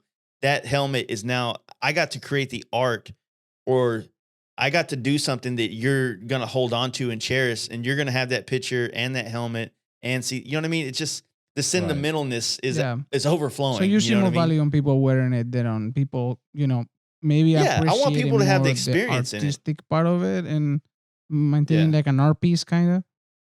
All this motorcycle shit, these helmets, these trips, however you decide to ride, it's all based around the passion for motorcycles and the passion for the experiences you get on them.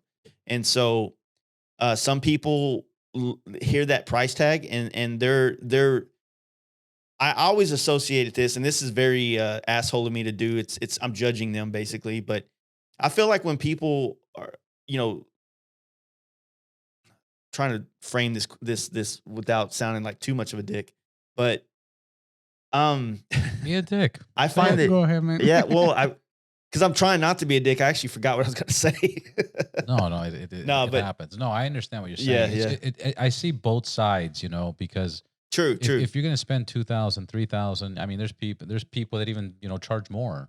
There is, the best place for it is on the road. But then sometimes, I mean, fuck, people buy a painting for, $100,000 just to hang up on the wall. True. Sometimes they don't even put it on the wall. Sometimes they just put it directly in a storage just as an investment. Yeah, exactly. Have you seen your helmets turn into an investment where, you do it for $2,000 and somebody else is trying to sell it for $3,000 or something? No, not so much yet, but kind of arrogantly, I noticed like guys like Jesse James and Arlen Ness and these greats in our industry over the years, as they would build stuff and build their name and their legacy, if you will. And now something that maybe they didn't even physically hand make, but because it had their name on it, that those parts aren't manufactured anymore, are worth their weight in gold. Yeah, of course. You know what I mean? And so when you start looking at that, like like I said, maybe that narcissism is coming back out, but I look at it like, if if I want to leave my mark on this motorcycle industry, the first thing I want to do is I want to know that because I was here, I did my part to make it better for everybody in the future generations. But secondly, whatever I do, whatever bike I make, whatever helmet I do, or these podcasts, or whatever the case may be, I really want to know that it would be something so amazing for me on my dying deathbed to know that there are people out there going, having bidding wars on eBay or whatever the thing's going to be for something that I created 20, 30, 40 years ago. You know what I mean? Absolutely. So like I said, it'll be less. I Yeah. promise you, the little that I've got to know you and hear your story, you're absolutely taking all the right steps. You have a good heart. Yeah. You're ethical. You're not greedy. You have all the qualities of absolutely having your helmets out there and your artwork out there. And in 5 years, you got to do the YouTube. You better do the YouTube Yeah. channel. But once Yeah. you do all that, and you continue, exceeding and accomplishing what you're doing right now, you'll get so much further and so many more followers and so much more value. And I think people are already Yeah, appreciating the value that you've created. Yeah, man. I appreciate you saying that, man. It means a lot. I don't know, man. Like, I think, in a sense, like, I'm 37. So the whole idea of what I'm going to actually leave behind, I'm probably never going to be a millionaire in the sense that I have $1 million. I think I'll make $1 million in my lifetime. I think I might have already done it, but I don't have $1 million. So money doesn't motivate me as much as leaving something attached to my name, attached to this industry. And as a painter, predominantly painter, I have worked on bikes quite a bit in my life, but I wouldn't, call myself a builder, from the terms of, every Facebook chat that goes off the rails for what is a builder, Right. but it's, I think the painters are oftenly overlooked as their real role in the motorcycle customizing process nationwide. And maybe that's because a lot of painters aren't as heavy into motorcycles as someone like I am, but there are a lot of them. I mean, Valley Customs right over there is a good friend of mine, Gerald, really into bikes, Buck Wild. I want to say Hot Dog is too out there. There's a lot of really invested motorcycle guys in the paint industry.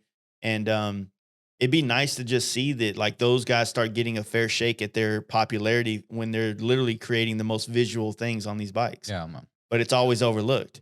Half the time you look into a build sheet, it'll just say painted by the same shop that built it. And it's just because they're taking credit for it because they want Hot Dog. you to He go worked for Jesse James, Yeah. and he didn't get as much credit.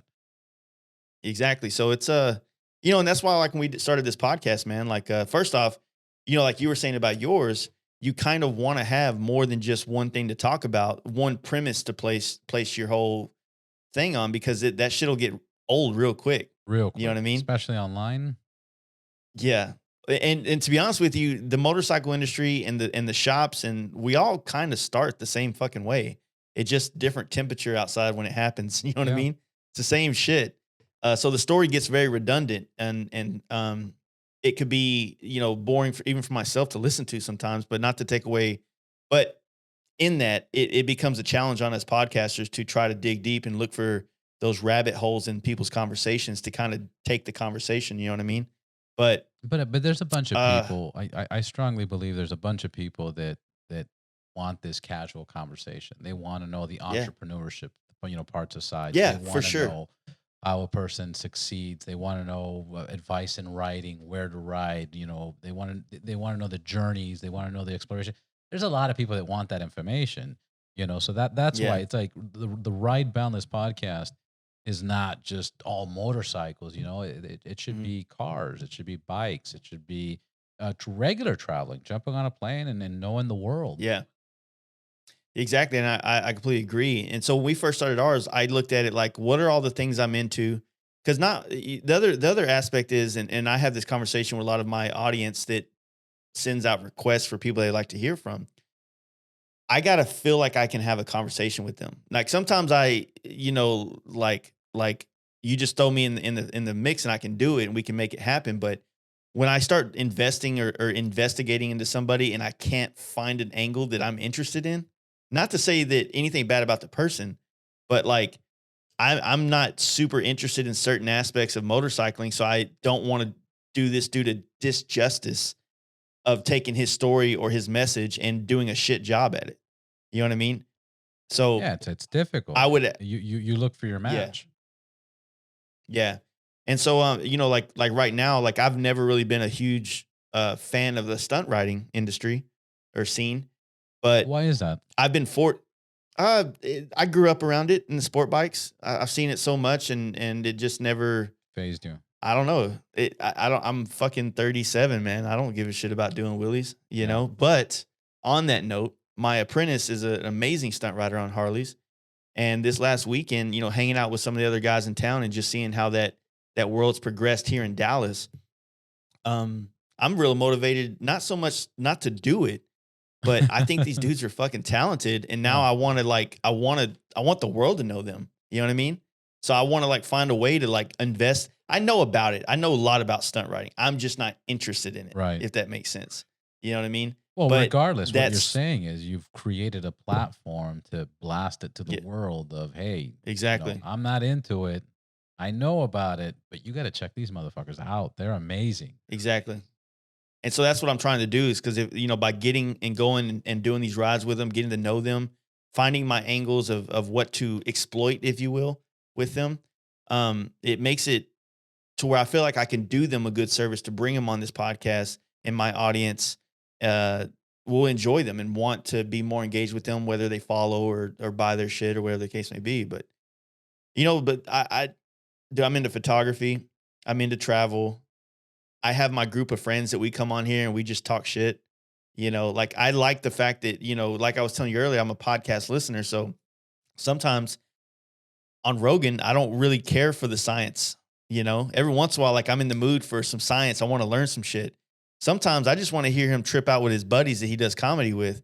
And I have the best time listening to that. And there's still relevant topics being said, but they're saying it in just a more free flowing kind of way. And I dig that versus like, him having Jack Dorsey on to talk about the complicated topics of censorship. And I get it.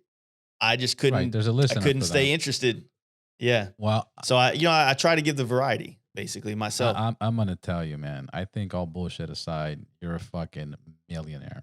I mean, you're living the life. There's nothing, some people yeah. say like, fuck, man, I want to be successful. I want to be a millionaire because I want to travel, because I want to take my bike, because I want to open up my own shop, because I want a wife, because I want kids. You've already accomplished all that shit. You're doing, I think if you had $1 million in your account right now, your life wouldn't change much at all other than you would have $1 million in your account. I would be on the road more, and I'd probably have to pay my wife to go on the long trips with me. So they'd probably be getting used or up there. Just but fly her over there, honey. I'll meet you there. yeah, that's what we do now. Yeah, we usually fly her out to the place. Do you ride with your bags or you ship your bags?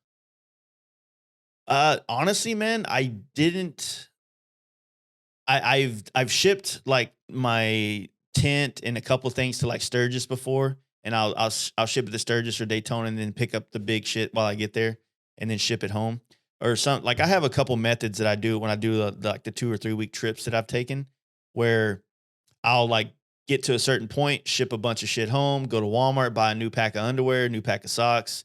That way I'm not like having to go You're to fresh. laundromats and you're waste a fresh. whole day, the complicated. So I was going to do a huge trip to New York in the Northeast, which I haven't been up there yet. The furthest Northeast I've been is the border of the border of Virginia and Tennessee, I guess. I don't think it's West Virginia. But this year I was supposed to be going June 8th. I was going to go up to New York. I got a customer that lives in Harlem, and I was going to stay a couple days there with him, and he was going to show me the city. And then me and him were going to ride Long Island, all of Boston. We had an Airbnb in Cape Cod. We are going to do Maine, Mount Washington, Laconia for 2 days, and then head on over to Niagara and ride Pittsburgh and kind of come back through the Smokies. And it was going to be about 2.5 week trip. And then this Corona shit happened. So, and it didn't subside quick enough for us to I don't want to go to New York and see it in the state that it's in. Yeah. You know what I mean? I want to go see New York normally. To see New York. They were just at New York, what, 3 months ago, 4 months Yeah, ago? we were there in September. It was great. It was great weather. I mean, it was a little hot, but and we were riding a little bit around there. But we went for 3 days to Indian Larry's block party. Yeah. I've been going every year since I moved to New York, even when I was living here. So I went with a friend and we were riding around. But yeah, we didn't leave the state. It was just a 3-day trip. So and there was a bunch of events there. What I wanted to do with that trip is I was really gearing up. The reason I've been shooting a Nikon for the last like 4 years, but it was just like a D7200. So it wasn't a full frame camera. It was just kind of a mid-range, like just normal DSLR. So I jumped up to the full frame. I got the Rode mic for the camera. I got all this shit so I can start doing this like vlog or whatever the fuck I was going to do with this YouTube. And then I'm like on my bike. I got a drone. I got this computer for the podcast. I got this camera. And I'm like, shit, man. I need a team. Yeah, I need a team. Yeah. So I was looking forward to kind of kicking off doing that with that trip, but it's all got put on hold. So now we're just kind of like looking at Sturgis this year. And then if Born Free got moved up to September, but even if they don't allow it happen, I'm still just going to ride out to California in September sometime. I drove out there to see family in January, did a couple podcasts in San Diego and there, and then drove back home. So I'm usually in California at least 3 or 4 times a year. Well, you got to make sure next time you're down here, you hit us up. What part are y'all in? I'm by Universal Studios. I'm like a block away from Universal Studios. So Studio City, so you're towards like Hollywood Hills. Yeah, I'm closer to your aunt, close to Venice and Culver City. Nice. Okay, hell yeah. Dude, it's awesome down there, man. I love that vibe. Like my aunt, or my wife's aunt actually lives there in Venice, and she's just cool. She's like an OG Veniceite. You know what I mean? Like she was there before all the gentrification, and her house is old, but it's fucking the dopest. Like, we look at, the kind of houses you can get here in Texas is pretty surreal, for 200, 300, 400 grand. And, her property is like worth over $1 million, but the house looks like it would go for, 50 grand here. Yeah. And I'll tell you what, man. Yeah, everybody looks at those, man. It's funny. When I sit at her house and her yard and her house, man, I feel like this is perfect, dude. Like this is like, it's a 2-bedroom, 1 bath, everything you need, but like just perfect little slice of California right there, a couple blocks from the ocean. Over a land that is worth $3 million. Yeah, exactly, man. It's pretty insane.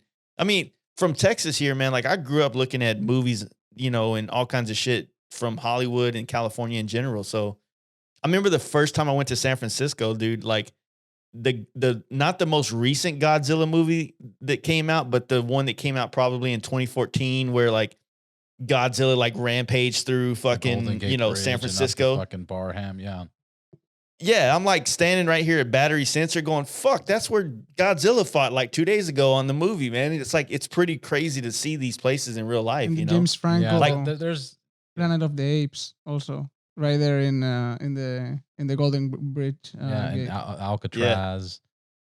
Yeah, we did Alcatraz. I've done, when I would take people up there on these trips, like we would usually, we haven't done it the last 2 times, but we've done Alcatraz 3 times on the trips, and it's always badass, man. Yeah, like just being on the ocean for a little bit. Fucking awesome. So no, I really love San Francisco. And then what's cool is when you go to a lot of the local spots, you start recognizing places that they put on movies. Like I was watching Westworld, and on the last episode I was watching, they were like Singapore, and then the scene is inside Tao. It's a Chinese Japanese restaurant. And I'm like, that's Tao. Like, that ain't no fucking Singapore. And you see a lot of that in movies where you're like, that's not nowhere where they're saying it is. And obviously we know that, but it's a whole different experience when you actually witness it and you recognize it. The other day I was watching a show. It's called Small Little Fires or Little Fires Everywhere, that is now in Netflix, I think it is. And according to the story, the girl is in New York. And they're recording the shot, and they're in front of Colin's shop. Oh, it's right called- here in downtown LA. And I was Downtown like, LA. that's not fucking Yeah. New York. That's right here. That's our friend's store. And it's literally the same way that he has already. He didn't even change anything at all. Nothing. No green screen, no You want- anything. They just shot down one, LA. one of the best examples of that fuckery, basically, is if you ever go watch RoboCop, the first one, they filmed that in Dallas, but it was all about a Detroit cop. Right. Like they said it was Detroit, almost like people Wouldn't know that. like how, yeah, like dude, like the buildings are shaped differently, bro. It's so fucking obvious. It's not Detroit. And but yeah, that's that. I know what you mean by that. it's Shit. the Hollywood super weird. magic. Like so the Kill Bill Church is up there in Lancaster, Oh, California. yeah, exactly. Yeah, I've been there, Yeah. man. They actually Yeah. kicked me out. El Paso in real life. Right. They actually kicked me out from shooting some pictures real? of models at the church, at the door of the church. Nice, Because obviously nice. it's private property, and that's what the guy lives out of, Yeah.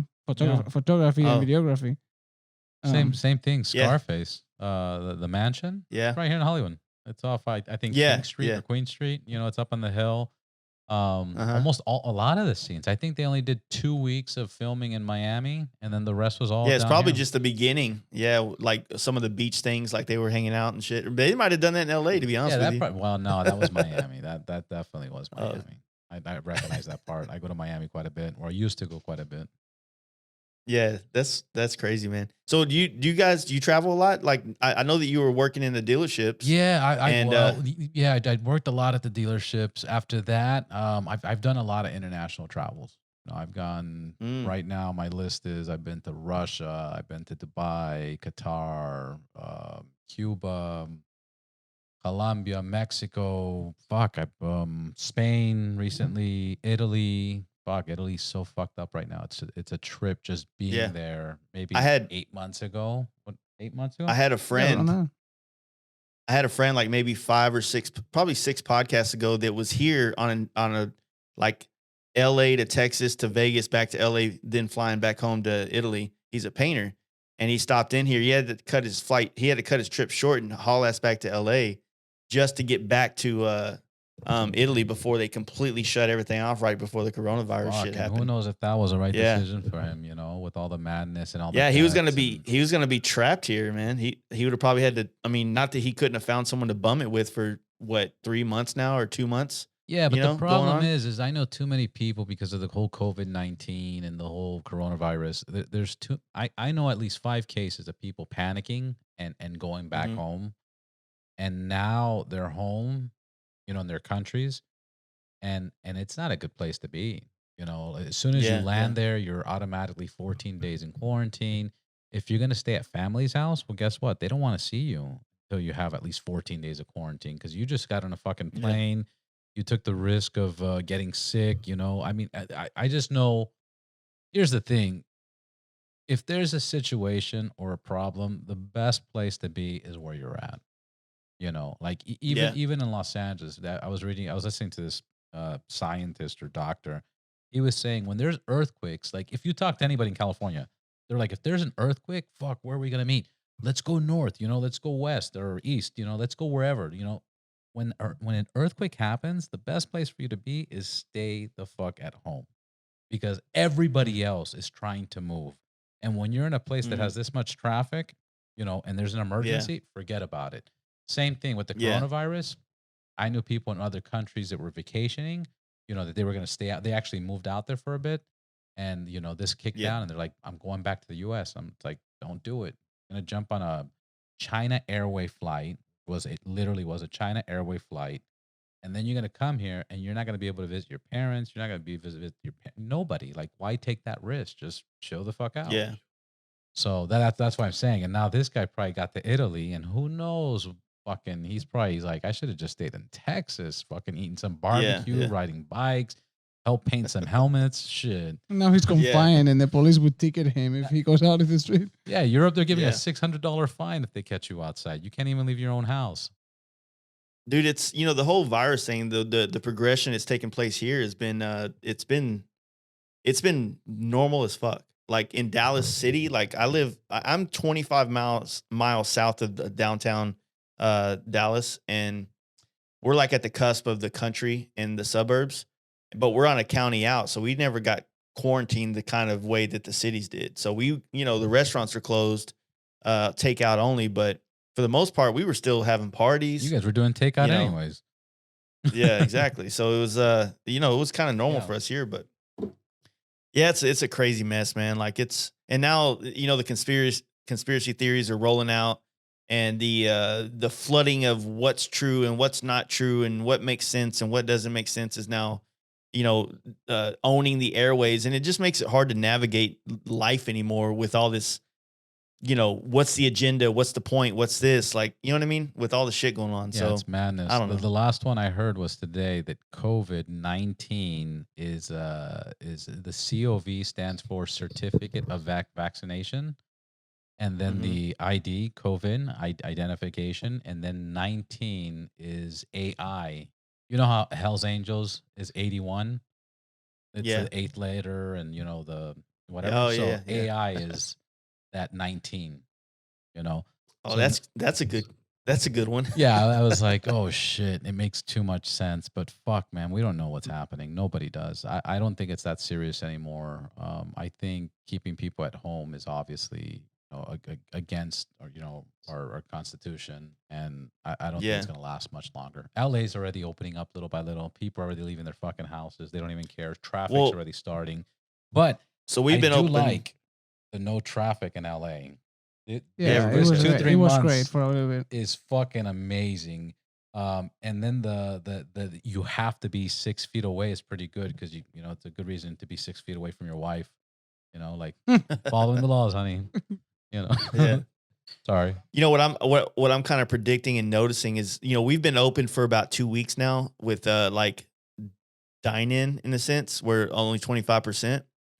But the fact that people have been cut off from being able to do these simplistic things, and now that they're opening it up, and most places aren't opening up because it's not worth it, as far as there's financially, it makes them no money to open up 25% of their capacity when most restaurants can't even afford, or they struggle with 100% Right. capacity, right? So I think, and I'm included in this because I know how I've been feeling lately, as I've just wanted to sit down and have chips and salsa and a goddamn enchilada from a place, and people aren't opening, or they're not doing this, or they're not doing that. And it's like, well, what the fuck, man? Like, either, like, this shit doesn't make sense. Just fucking do it or don't. You know what I mean? And I think more people are going to have way more anger and be way more fuel to fucking, riot, if you will, Riot because because they of the want fact chips that and half the salsa. shit, half the shit, it's like it's a tease, man. Like, hey, here's the life you used to live, Remember, you can only leave it 25%.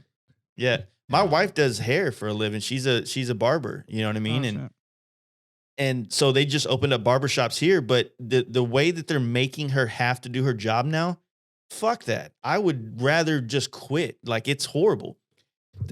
I don't know if I don't know how to cut hair, but just knowing from her and what I Well, we all see. got the same haircut, so we obviously don't. Yeah, know we all how to do, cut right? hair. I got a buzzer. Ain't no one scissoring nothing on my Nothing. head.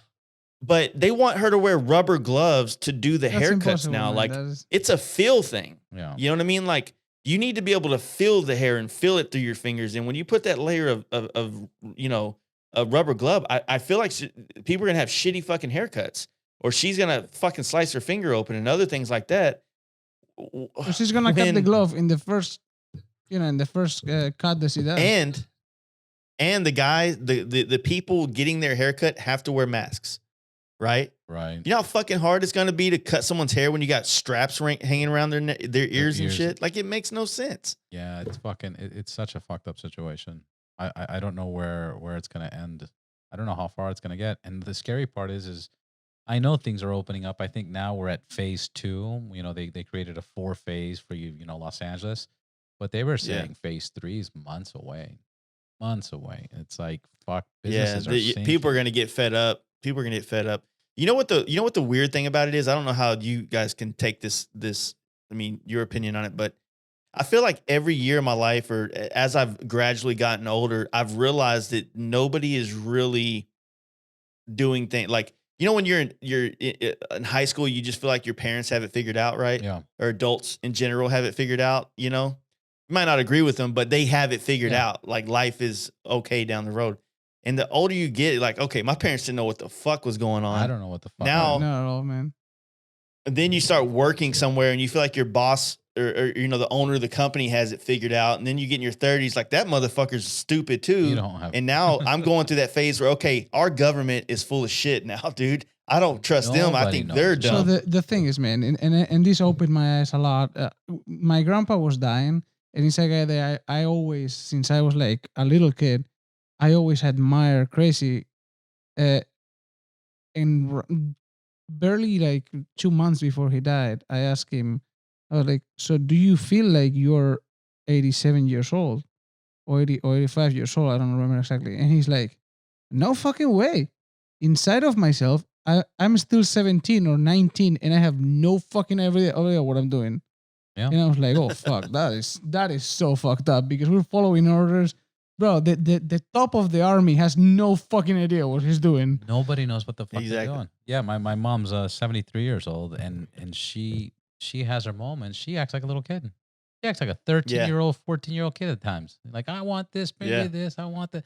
And then if you get into an intellectual conversation, she's a very smart adult.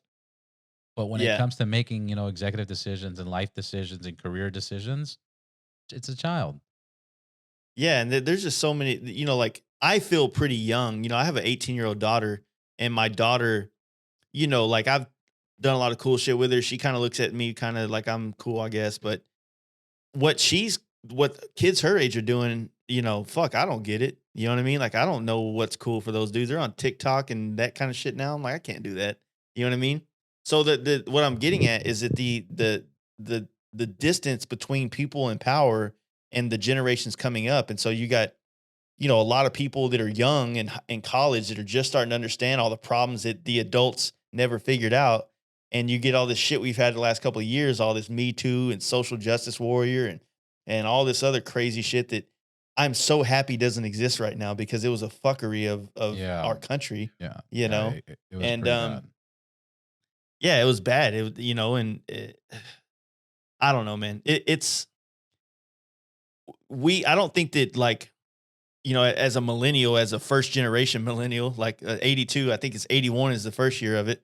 I don't feel like my generation, millennial in respects, has ever really had any real adversity in life.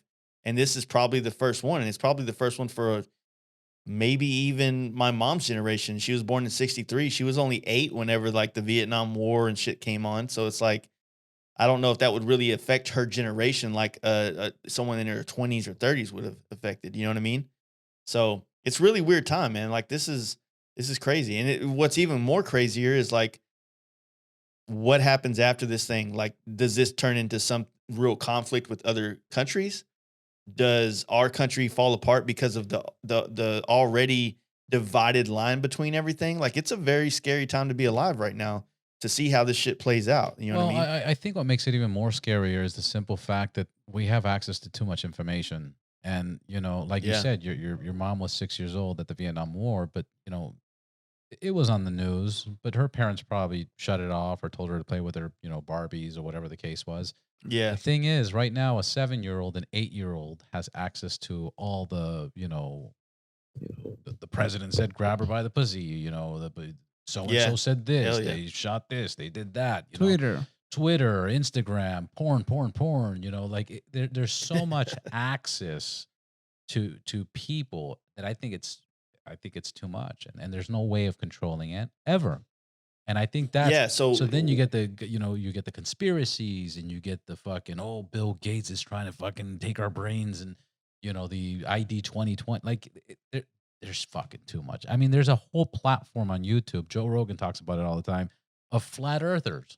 I think they said people under the age of 35 years old, there's like 50% or 60% believe the world's flat. That's crazy. Well, there is one way of looking at it, and I look at this from a person that was raised 25 years in another country in Spain, and then came here, and I've been here for 8 or 9. And I look at the U.S. and it's mind blowing to me how people can believe what they tell them and not question it. And when even you question something, they're like turn around. They kind of like block, and they're like, no, that you should not talk about that. This is a conversation we don't have here. Like Yeah, and I've learned to, well, through just looking at what people don't want to talk about, assume that the after consequences of an act is what the quote unquote conspiracy was about. That's the right version yeah, of them. And I'm gonna put one that is really, really controversial: 9/11. Right? The only way for me to look at 9/11 is it was an incredible terrorist attack, if you want to call it that way. There's definitely other hmm conspiracies, but the result was a war against a country that they claimed, that was the source of the attack. yeah, There's yeah, no way that we can prove that, but we for sure can prove that there was a war after. yeah. Of course. So there's something there, and if there's a conspiracy that says maybe this was implanted so there could be a war, maybe it's not 100% incorrect. Well, and not only that, but you had the whole, they found the pilot that to hijack the plane. They found his passport, on a New York street. So the Yeah. hijacker flew a plane, crashed it into the Twin Towers, and in all that rubble, they found his passport.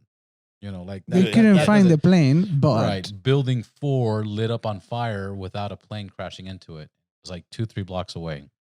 You know, I remember that day that happened. I was driving to work, and I remember it was that, I said what I said a while ago about that might be the first time in my generation, but I guess I forgot 9/11. It sucks to say that, but I remember that time sitting there and how that felt. I just graduated high school 3 months before that, and yeah, the weird thing about it, like when you look at how divided our country's been for the last couple of years, due to whatever reason, call it because nobody liked the president we had, or whatever many reasons people decide that, you know, we have to fight each other, right? I just hope that we're like that country that's gonna fight with each other, bicker like siblings, if you will.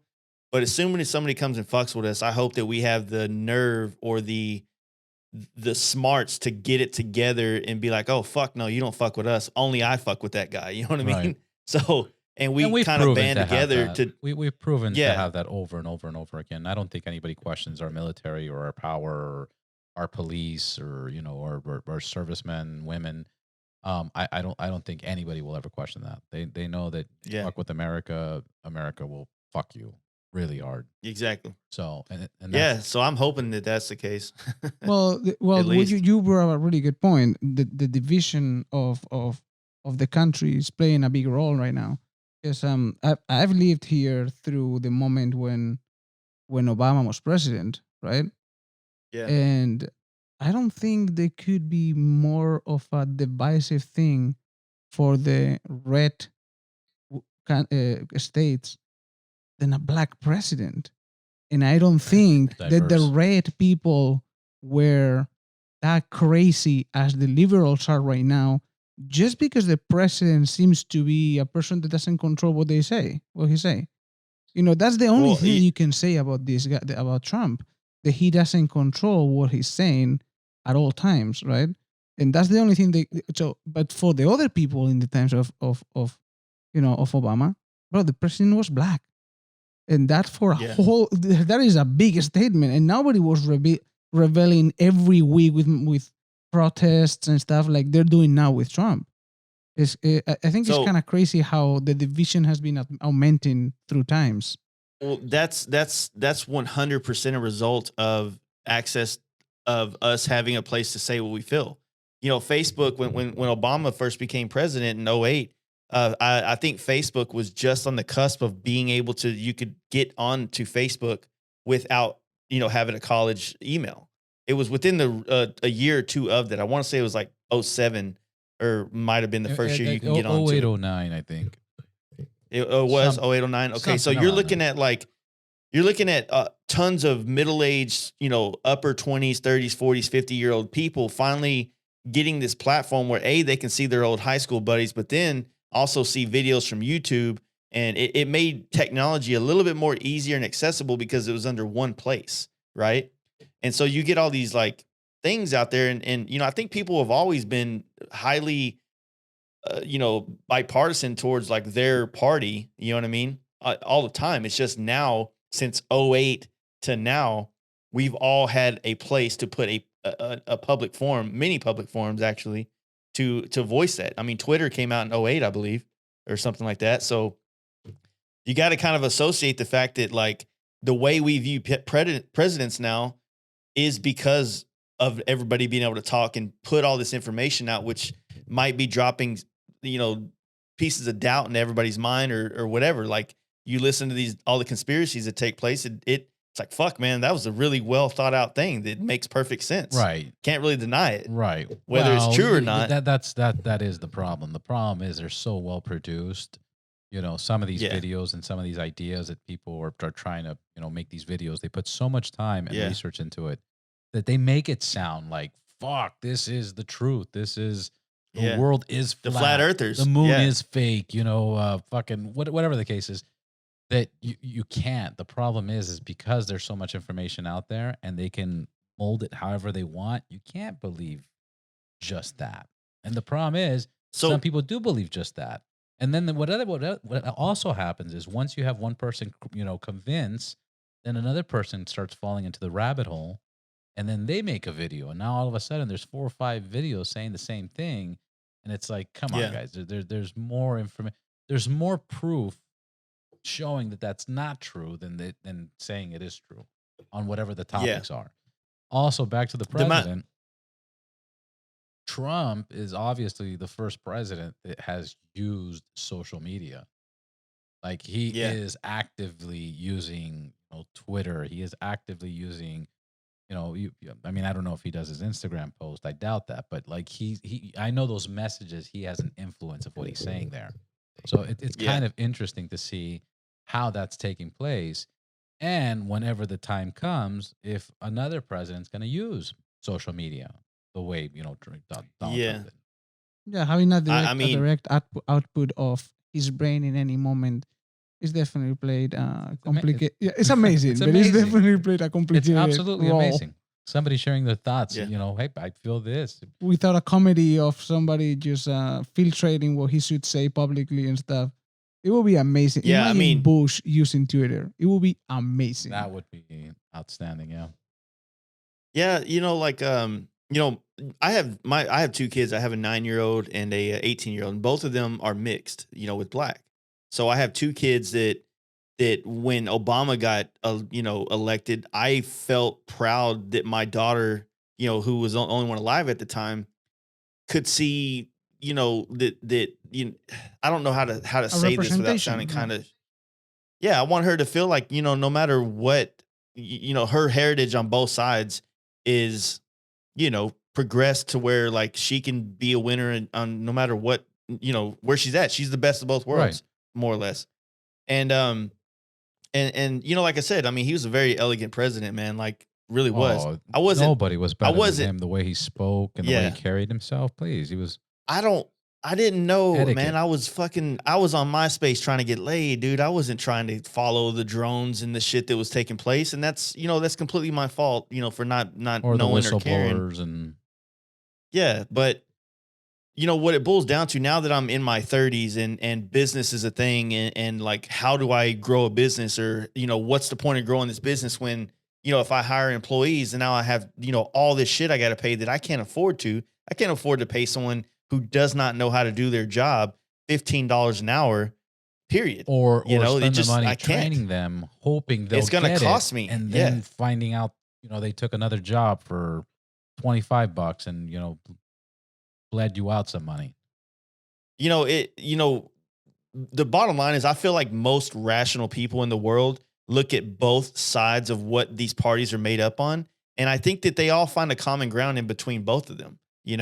Some people might feel a lot more strongly about some of the hotter topics like abortion or welfare or whatever. But I think most of it falls down the middle to rational people to where they can be like, all right, so like, we don't want the government in our shit, but we also want to be able to make money and grow our businesses and become wealthy or failures on our own terms. And you know what I mean?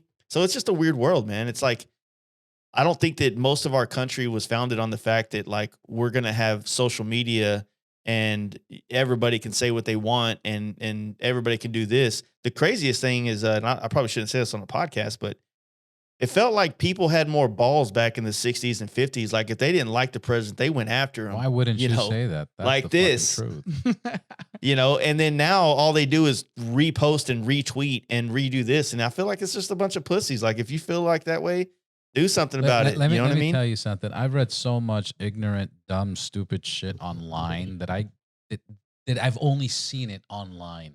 I have never in my fucking life seen anybody else walk up to somebody and express something that I've seen online the way they express it.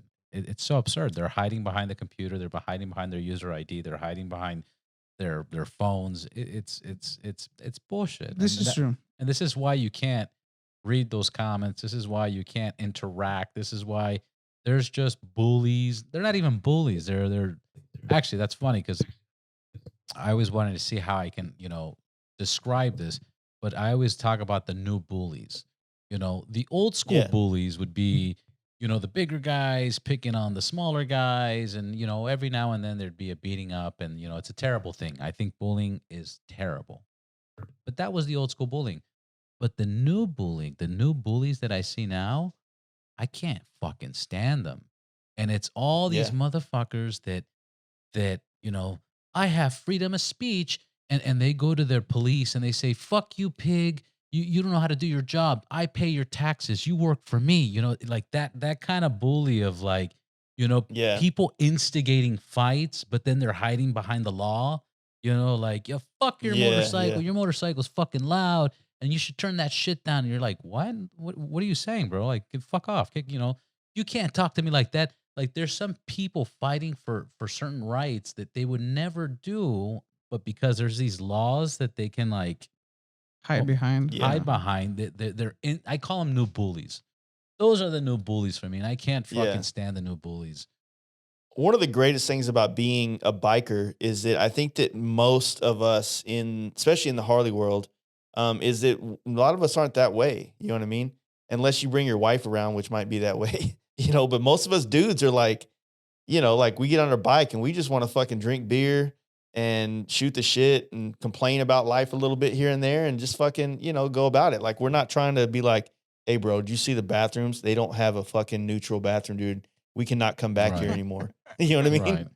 Like that's not really a problem. About, like Prius drivers, Oh, like, fuck yeah. that. That's not really a problem that I think that most of us as bikers kind of find ourselves in, those kind of dilemmas where, we just don't like it. I feel like it's not as prominent in our industry. So I think we're kind of sheltered from it a little bit, but I don't know, with these electric bikes coming out, that might bring all the pussies. So we'll see how that works. Yeah. We got to see how that fucking plans out. We definitely got to see how that plans out. Are there any electric companies out there right now? For motorcycles or just cars in general? No, motorcycles. Like out here in California, we have Zero. Zero, yeah. Zero? Yeah, Zero and basically Harley. I'll be honest with you. And then Harley just started, theirs.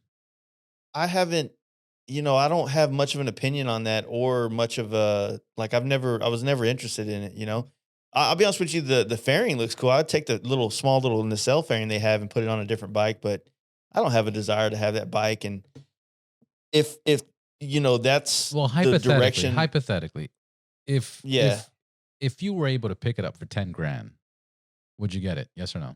Absolutely not. I would not 100%. So zero. There's no desire in it for me. There's nothing appealing about it. I had the opportunity to go ride one at a dealership, and still, I would rather work than go ride that bike. There's just nothing about it that. Now I could be completely biased and completely just sitting here with my arms crossed, pouting, but it could be an amazing ride. I don't know, but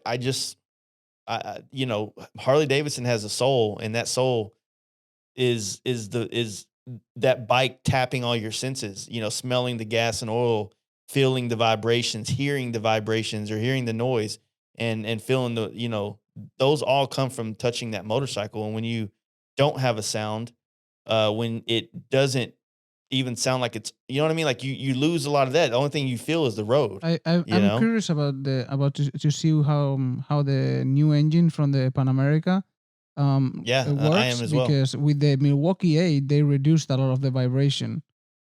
And Yeah. I mean, slowly they are cutting off a little bit what you're saying. That is the soul of Harley Davidson. Because with time, the they're new losing bikes- that. Do we know what motor? Is it counterbalance? Is it going to be? It's a brand new one. That To they my used to use knowledge, for the- it's but gonna is it be- is it is it mounted counterbalance? To my knowledge, the new motor, which I don't know a lot of information about, but the water cooled and the overhead cams are going to allow for it to make a lot more horsepower than a single or a twin cam, push rod setup.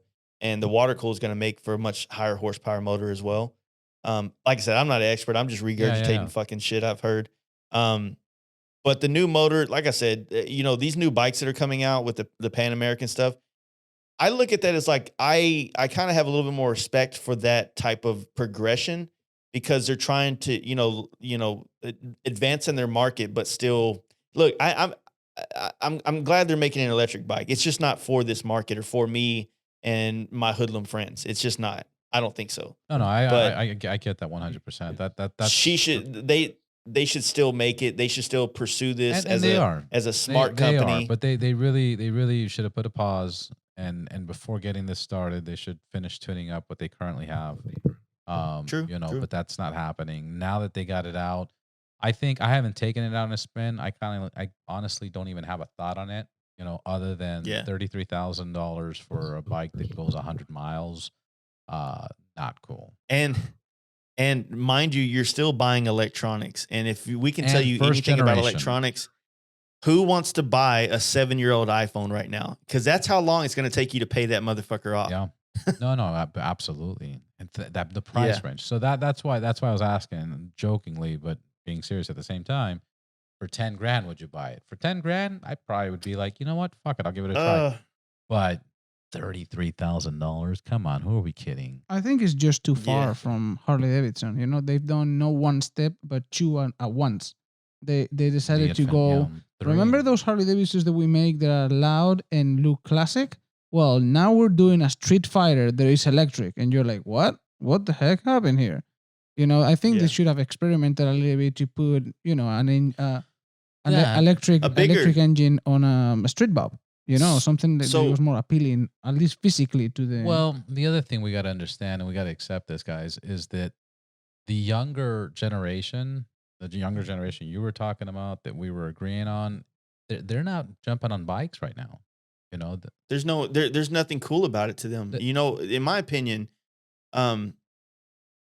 you as bigger companies, like as my company, I have to make these helmets desirable for people to want them. Not just do them, not just offer a $2,000 helmet. You got to feel like you're buying into like a club.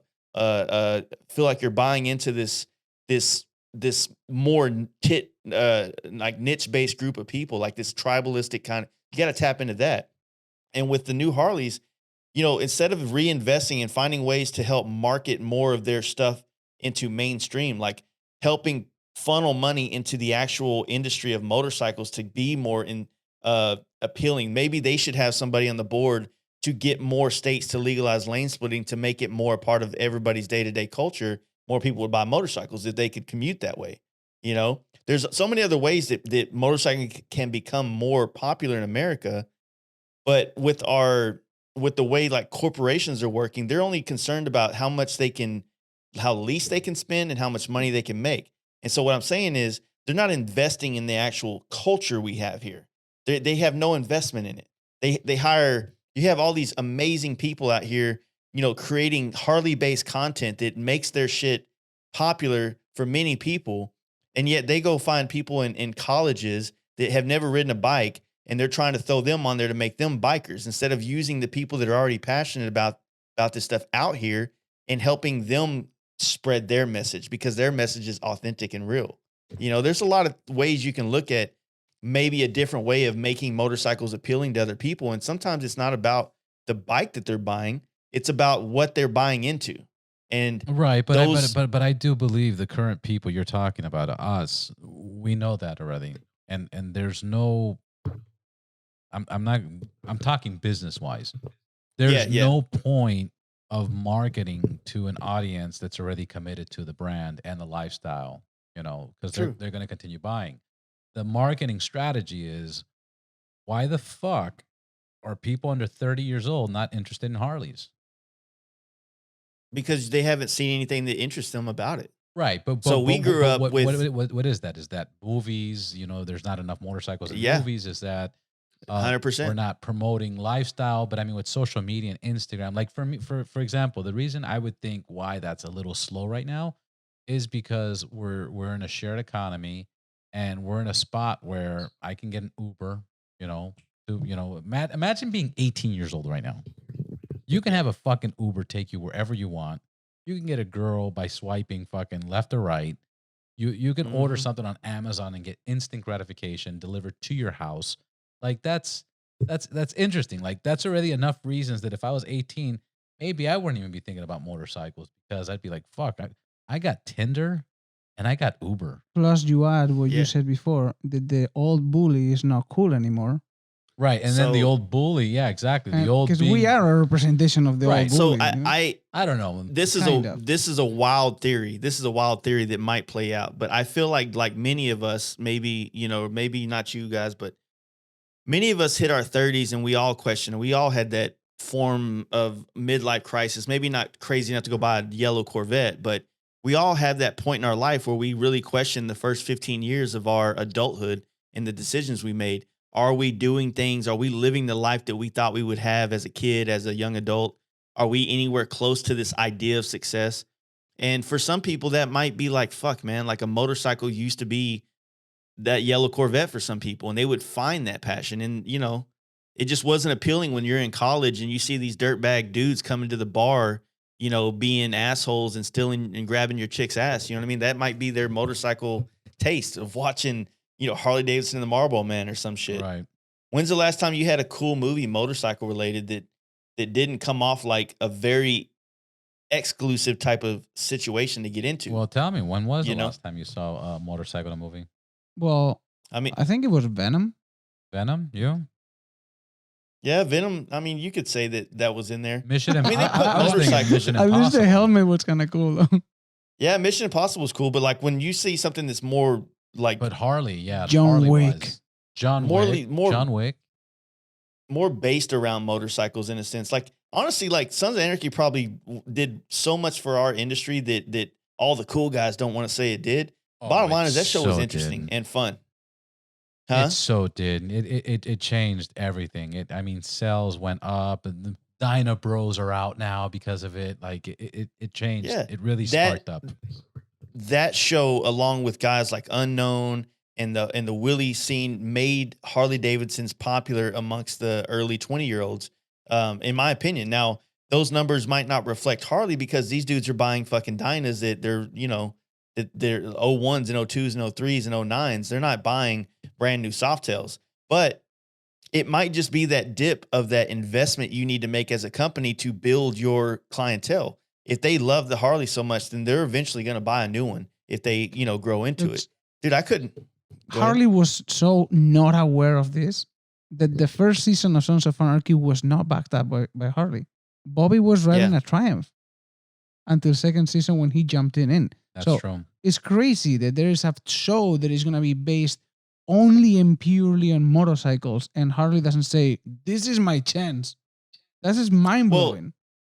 A lot of people these days like to support you after you make it successful. They don't want to take the time to invest in people anymore, Like everybody wants to be on the podcast after I've already done 100 of them, Right. after I've already put in the work, but some people didn't care to do it at the beginning, So the same thing with the show. It's like they went ahead and made it, and now Harley wants to be on it. So if they would have helped make it, if Harley was there to help, they probably get a much better deal on those marketing negotiations as they did when they didn't help and then came along. One of the best motorcycle things I ever watched was the Long Way Round and Long Way Down with the Ewan McGregor and Charlie Borman. Best shit. And one of the best things they said in there is that KTM turned down working with them on those bikes, giving them bikes, and BMW did. And now you look at BMW over the last almost 20 years now is hands down the adventure bike on the road. It's the Cadillac of adventure bikes. And a lot of that has got to do with the marketing of a show like that was Absolutely. wildly popular. Absolutely. I think I mentioned this before in other podcasts, but I also believe the problem with Harley Davidson is they're focusing on the stockholders. Yeah, They're for not sure. they're For not sure. focusing on the riders. They're not focusing on the dealerships. The dealerships are all privately owned. They're all franchised. And I think Harley, so think about it. As a rider, Harley's bringing out an electric bike. You, him, me, we're like, why the fuck? What's the point? We don't care. The bikes are fine. Continue making what you're making and make them better, bigger motors. Yeah. ABS, traction control, whatever the case is. Interfaces like Apple CarPlay. Interface with you know what I mean? thank you. Yeah. Right? I got a 2020. Yeah. You got a 2019, and we don't even have an interface. They said they can flash it, but anyways, the point is I think, and I've heard this from many franchise owners, they're so focused on the stockholder. By introducing a new bike, the stockholders say, holy shit, that's great. Let's invest some more. Now they bring the Pan America. Oh, that's awesome. And then they go and they're doing this. And every bike they release, the stockholder gets excited, but then they're allocated to each dealership. So dealerships are practically forced to buy them. So then Harley says, see, look, all those bikes we made, they're sold. So now stocks continue going up. And now all the decisions are all business decisions and not rider decisions. And I think that's the biggest problem that we're having and dealing with Harley Davidson. Yeah, I mean, it's. And I'm not sure if that's the fact, but that's what I've heard. That's what makes sense. That's what kind of explains everything that's going on right now. Yeah, and I mean, dude, I know this is probably a very ignorant way of looking at business, but if motorcycles aren't selling as hardcore as they used to, dial it back, bro. My business was not doing great as a full-fledged balls to the wall business. I dialed it back. I'm putting out quality products and I'm making a good living. And if they can find a way to fluctuate their business with the times, which I don't know if that's possible with shareholders and that type of shit, but maybe it should be. Maybe they should loosen up the restrictions on their dealership franchises and allow them to sell aftermarket parts and maybe inspire more people to want to buy their bikes because they opened up their own Amazon store. I said this 1,000 times, but how can Harley Davidson open up an Amazon parts store and take away business from their franchise owners? Like, how fucked up is that? Where are those hardcore badass motherfuckers of the 60s that would go up to the CEO and bust him in his fucking mouth? You know what I mean? Yeah. Those are the kind of things you need, but like that, people are going to continue to be greedy and it'll be the death of a lot of things. But I think that Harley will survive. Honestly, yeah, I think of course they will. If anything, somebody will buy it and that does want to keep it alive once it's kind of gone down to pennies on the dollar. Maybe we should buy it. One day. Yeah. we should fucking absolutely buy it. We go back to those bicycles with engine, with the first ones in 1903. It's really tough, man. Like it's hard to, I don't feel like I'm ever going to have to worry about things like that. I mean, I do. The motor company needs to stay alive, for a lot of reasons, but for some fucking crazy reason they didn't. There's so many bikes out there. We're going to be good for a while. No, we're absolutely going to be. Here's the thing. I've traveled. I've traveled to China, India. I've traveled to South America. All these countries, scooters and motorcycles are the number one ways of transportation. It's insane how many scooters and motorcycles you see outside of the United States. It's, from what I've seen, I would easily say it's 50-50. I want to say more, to be honest, but I'm going to say I can easily say 50-50 to the countries that I've been, that I see scooters and motorcycles as the number one form of transportation. So, the U.S. is obviously, that's why when Harley opened up their factory in India last year, 2 years ago, they ended up, when Trump came in, I think a year later, they ended up making a factory in India.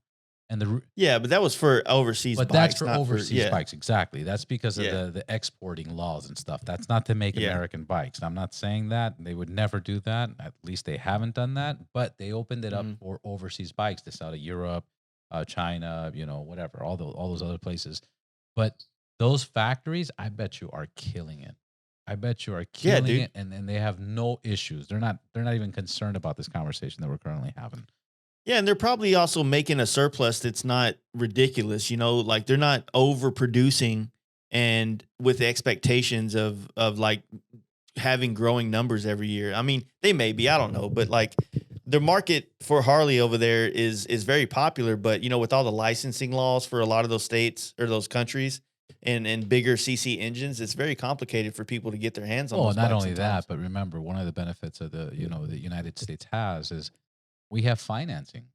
We can finance Yeah. whatever the fuck we want. Over there, if you see somebody riding a Harley, they're fucking balling. They spent Yeah. $30,000-$40,000 cash. Holy shit. Cha-ching. Like, here, Yeah. I like it. I have the money. Here it is. And you got to give more credit to them. Sometimes I do get a little of hate from Instagram of reality because I get a private message from somebody in India, and they're like, "Hey man, do you like your BMW?" And I was like, "Man, I love it."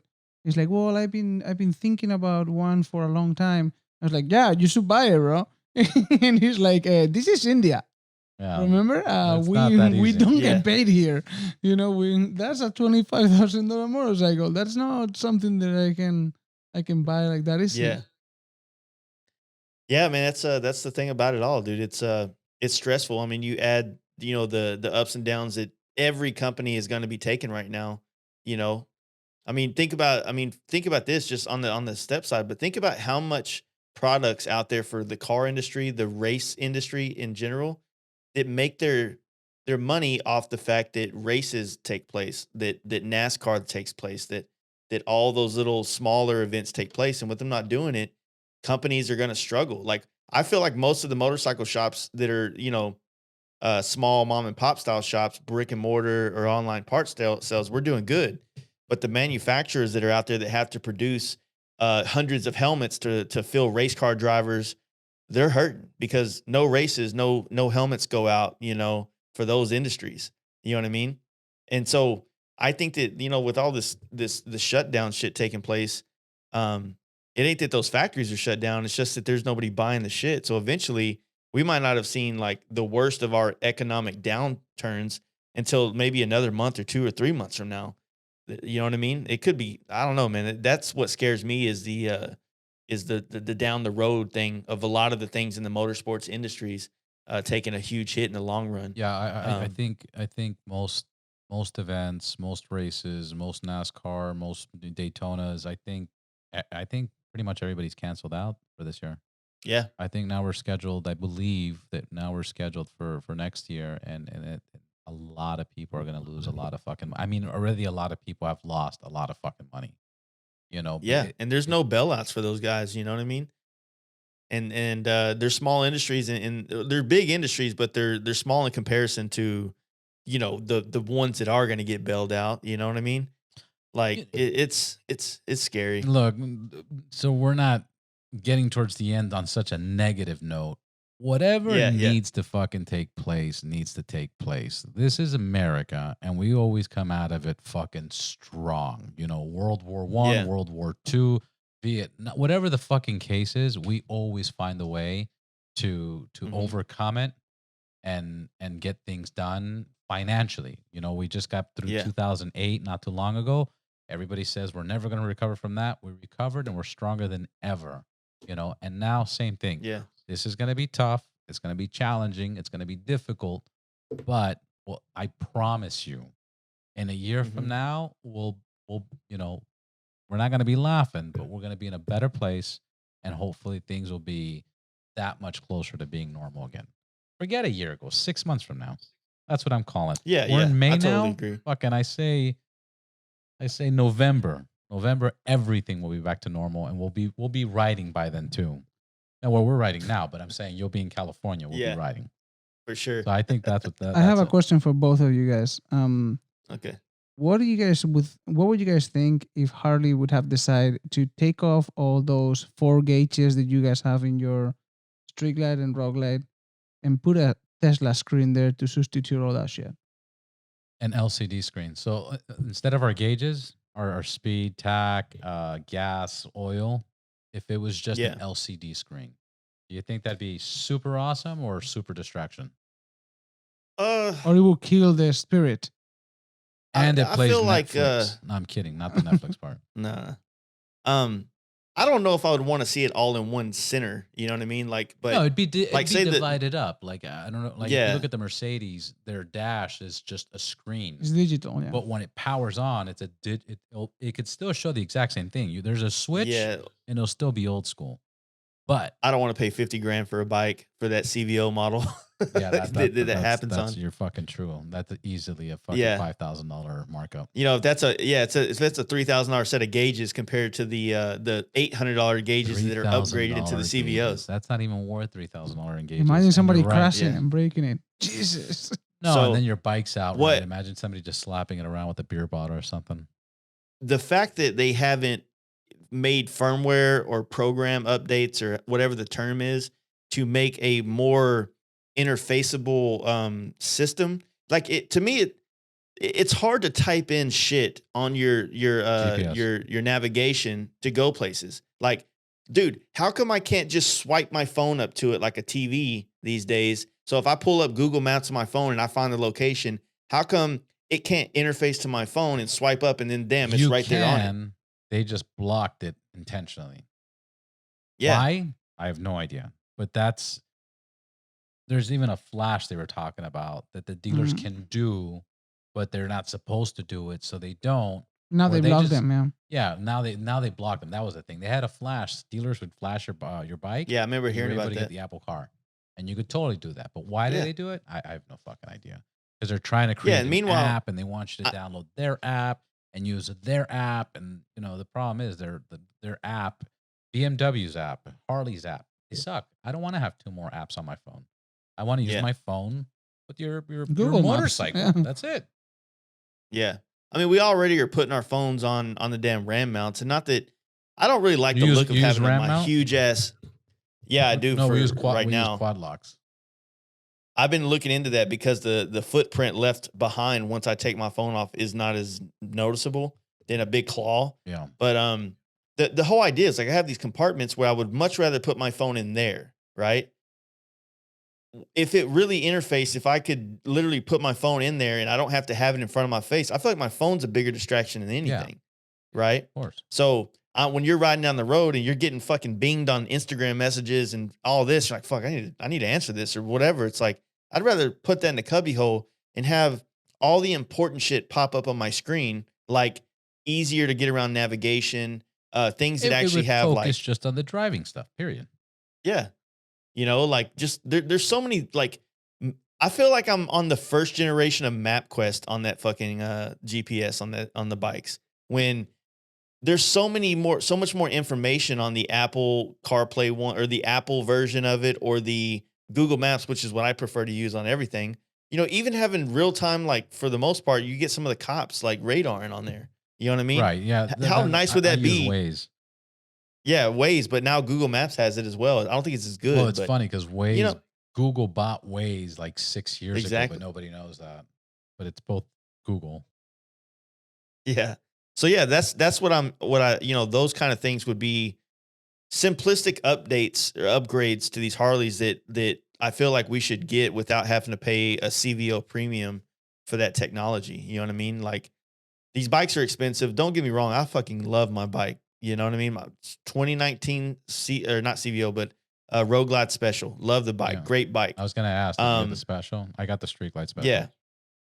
So great bike. Love it. But, for that price tag, man, there really should be a little bit more emphasis on the technology. And I'm hoping that with the pressure from the Challenger that, I don't really give 2 shits about Harley's inverted front end. They can keep it for all I'm concerned with. But maybe upgrading to radial brakes would be an ideal thing. Better interface system, maybe a couple little odds and ends. The bikes look fucking phenomenal. I'm good with the looks. What pipes did you go with? I ended up doing the TBR, the shorty. I like the short pipes. The performance bagger look is something we've been proponents for since the birth of it, if you will. And I just like that look of the bike. I like being able to see the swing arm, the rear wheel. I don't know if the TBR actually makes good power or not. I've heard it kind of robs quite a bit of power personally. Yeah, I was but going to ask, did you dyno it and get results? no, I never did. I ended up running a Thundermax, which does all the self-tuning type thing. I'm not a nerd for the power and stuff. It feels good. Putting a cam in those bikes puts it to where it should have been stocked. Yeah, it sounds great. I mean, that's one of the things that sucks about Harley is their what was the all the detuning they had to do these bikes to meet regulations and shit like that. So you we've basically been dealing get with that in California for fucking years. yeah. So you get like the 114 and it comes with 86 horsepower stock and like 90 something or 105 torque or something like that. So it has the illusion of it's fast as fuck, but realistically it falls off later on in the power band. But you throw a cam in that bike and it immediately wakes it up to 105 and like 120 torque, and you feel like this is the way it should have came From when you were factory. selling me a 114. Yeah. And then, from there I should have been able to throw another cam in there to get me closer to 120. But like I said, man, like it, they're like the bad relationship that's really good at sex. You know what I mean? Yeah. That's a great way to describe it. Yeah. It's like, you're just like, fuck, Like, man. Like, fucking why are you hate so you. good? You're so fucking good in bed. And like, fuck. You have none of the qualities that I need for a wife, but goddamn, you're fun to have sex with. Yeah. You know what I mean? The thing you So- do with your tongue. God damn it. Yeah. Fuck. Fuck it. God, I Yeah. gotta go ride you. Yeah, that Harley does that. It is love and hate. It is a love and hate relationship. Besides Harley, this is one of Jaime's favorite questions. I'll ask it. Harley doesn't exist. It never existed. You don't know Harley. What motorcycle would you choose? I kind of butchered the question, but you can fix it if you want. Well, but that's the. What would you be riding if there was no Harley? I mean, if there just was no Harley today, I'd probably be on some form of an adventure bike. But I do like I am kind of motivated with the way things look more than the way they, not more, but my first thing is that curb appeal. You know what I mean? And I'm in love with the BMWs, the GS 1200s, just their stance, their aggressiveness. I love that look. A lot of people are talking about the Africa Twin, some of the KTMs, and I just don't feel like they have that same kind of sinister look that I like in a bike. I rode sport bikes for a lot of my life, but I can never have fun on there legally at all. At all. I You know what I agree mean? with you 100%. So even car wise, and I can't when I drive was- a sports yeah. car on the fucking street legally. Like that's Yeah. not going to happen. So my whole 20s was like getting away with murder, basically. And as I got older and like you don't play your odds as much anymore when you get in your 30s. I think, at least not for me. And so the Harley just made sense. And plus, I got bored with it, man. And motorcycles for me, it's like I have to find something to inspire me to want to keep doing this because for me, the last 10 years has been traveling on bikes, and I don't see I go to California every year and I'm like, fuck, this is so fun and exciting. And I do it every year. I do the same thing every year. And it's still as amazing as it was the first time I did it. Keep You know what I going mean? to Disneyland. Yeah. So, but I don't know, man. Like to me, it's all about whatever I can travel on, and right now I guess I'm so biased because everything I want is Harley based. I like those old like cafe style like Triumphs and shit. Like I'm into that shit, but I just don't know if it would, Fit the lifestyle. I don't know, man. Like, yeah, it's a hard question. What about the Indians? I'm not a fan at all. Yeah. I- I'm not that big of a it's fan. not of it. that- I've taken a few out for a spin. I wasn't performance handling, sound, nimbleness. I didn't like them. For me, it's like I think It- I'm a little bit pissed off more at how many fake ass people I've met, and I mean this in the friendliest way possible. That sounds very friendly. Yeah, well, that's the worst way to do it. When Indians started dropping these new products, they were also dropping checks to people to influence their bikes for them. They Right? still do. Yeah. And so a lot of those dudes that were getting checks, when you meet them in person and you talk about the bike, they would still be riding a Harley if those checks if those checks bounced, then they're off the bikes. And so, to me, I feel like that's kind of like selling your soul for a check. You know what I mean? Which I don't know. I don't like that. I think that if Indian built a really nice bike that gave everybody the same feeling, then maybe they wouldn't have to pay people to ride them. You know what I mean? Yeah. But their bikes could be amazing. The FTR looks like a fun ass bike to ride. The Challenger probably, stylistically, I could probably get over that. if it wasn't so cheaply made. When you sit on that bike and you touch the hand controls, you feel like you're touching the hand controls on a Kawasaki 500. When you open the saddlebag, you feel like you're opening your saddlebag on some aftermarket bags that, Like that Harley cheap would. aftermarket There's no, bags. yeah, it doesn't feel like a quality made motorcycle. Now you do get the, it's in another chick analogy. It is a attractive chick that's covered in makeup with fake tits, fake everything. The bad fake and then tits. once, Hold on, because there's some nice ones. The bad no, fake yeah. tits, a botch job. Yeah. It's a botch job. exactly. So it's the illusion of what you think you want when you buy a motorcycle. But I can buy my Harley and then I can add an inverted front end, or I can add suspension to it at no big deal. But there's a joy when you buy something like that and you put it on your bike, like, fuck, this is so dope. I can't wait to ride it. When you get an Indian, you have to replace gay ass bullshit like hand controls to have quality ones. You're like, yo, this is going to change my riding experience. No, it's not. Not at all. It just makes your shit not look cheap, and you can't, I'm kind of arguing an aesthetic right now, which is kind of unfair, but the bike just doesn't feel solid. It doesn't feel Well, riding wise, I agree with you. When I've taken a few of them out for a spin, I felt like it didn't feel like a solid bike. It didn't feel like Yeah. a performance bike. It didn't feel like a well planned out bike. It was all looks. It was all looks, the Yeah. bearings, the grips, everything, plasticky. Like I just wasn't a fan. I mean, it looks great in pictures. Yeah. But as a rider and for riding, 20 years, if not longer, it's definitely not in my list of anything right now. I think most lifers or most people that are in the motorcycle or motorcycling as a biker for the long run are always going to take some kind of personalization stance at their bike. Maybe not to the extent of some people with full custom bikes, but pretty much everybody buys a Harley and they make it theirs somehow. The ones that don't make it theirs, they just bought it because they were looking for something to do, and then it sat in the garage for 20 years, and then you get a barn find FXR. That's what that is, right? Right. But people that really love motorcycles, they're gonna jump on it. They're gonna change a couple things, because if they're anything like I am now, if it's the 1990s, they were in fucking hot bike and street chopper trying to find something cool to add their bike and make it represent them in some kind of way.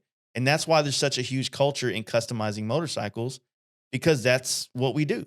Yeah. That's what makes it fun. That's what makes it yours. You can buy this little bitty machine compared to a car and add all your things to it that make it yours. And Indian doesn't quite have that market for that yet. you Yeah, know? and that's another thing, and I think we're gonna end it soon. We're at Yeah. 2 hours and 50 minutes, but that's Yeah. another beautiful thing. You can sell 1,000, Dynas lowriders, and none of them look the same. They're all Yeah. completely different. They're all styled different. They all have different bars. It's completely different, and that's one beautiful thing that Harley did do right. That they let people personalize their vehicles, their motorcycles. Yeah, they didn't quite let us, but we're bikers and we do what the fuck we want. Absolutely. You know what I mean? Absolutely. And I'm happy they finally jumped on the train to encourage it, because there was a moment that the only way you can customize it was aftermarket, but now they're even offering nice, things. Well, yeah, they see the money in Of it. course so they see the they're gonna money, but chase it took them a while. But I want to. There's some. Yeah, No, I was going to say I want to thank you for letting us be on your Oh, dude. podcast. I want Yeah, to, yeah. thank you for being on our podcast, and we're definitely gonna have to catch up. And I think the next podcast we'll do is when you're in California, and we'll do this in person, and we'll fucking film Nice. everything if you're down. Oh yeah, for sure, man. Like I didn't know what to expect, man. I didn't know how it was gonna go. Like both of us You- podcasting together to release it, and dude, I actually had a good time, man. So fuck yeah, I appreciate this, guys. Just talking like this. I mean, imagine once we do this in person with some beers. Yeah, some we're gonna have to whiskey. talk. We're gonna have to stop. Yeah. Yeah. You better not get any alcohol involved, because then I'll never leave. Fucking It'll be a perfect. 6-hour No, fuck episode. that. We'll do a 24-hour run. We'll do the longest Yeah. podcast ever aired. Oh yeah, dude, that'd be that. What's the Guinness Book of World Records? We need to look that up before we start this. Let's first of all, let's look it up. But if it's 24 hours, we can fucking do that, no problem. Yeah, for sure. Well, cool guys, I appreciate it, man. Fuck, thanks. Thank you so and much, What's man. y'all's more thing. podcast for my listeners? I have to say this. You're fucking a good dude. Continue Thank doing you. the photography. Continue being as ethical as you are. Continue being you. I said it earlier. You're already a millionaire. He's in love. You're already a fucking millionaire. Fucking. I appreciate that, guys. Bro. Thank you so much. Tell man. everybody on my podcast, y'all, what yours is called. Ride Boundless, the Ride Boundless podcast. You can find it. It says Ride Boundless with Robert Valderrama and my good boy Jaime. And it's you got it on Instagram, iTunes. Yeah, Instagram's Ride Boundless. Webpage is rideboundless.co. And then I'm working on all the other social media. But for sure, check out the Instagram. The Instagram. Again, Jaime's been doing the photography. He's been on amazing. fire. Yeah. Like fucking what he's been doing is amazing. Real good. Yeah, but they can find it in Apple Podcasts, Android Podcasts, Google. Sorry, Google Podcasts, Spotify, everywhere. Cool. Thanks, guys. Well, yeah, appreciate it, man. Shoot out yours real quick for everybody. The FastLife Podcast. Make sure you put the word "the" in front of it, and we're on everything: YouTube, all the podcast apps that I know of. I think we're on there, and we've been doing it for a while. So there's plenty of shit. There's plenty of stupid shit I've said on there. You can go critique me on if you want. Yeah, I want to see your YouTube videos too. Please do that. One day, soon. Hopefully. Thank you for being here, man. All right, brother. All right, thank you, guys. And that's it for this episode. Thank you so very much for listening. If you liked it, please make sure to subscribe on Apple, Spotify, YouTube, on everywhere, wherever you're listening to this, there's a subscribe button. Please click on it. It helps the podcast. It helps the guest. It helps all of us. And make sure to follow us on Instagram at Ride Boundless to see amazing pictures and contents and videos of the people we are speaking to. Until then, see you next week. Ride safe, ride hard, ride boundless.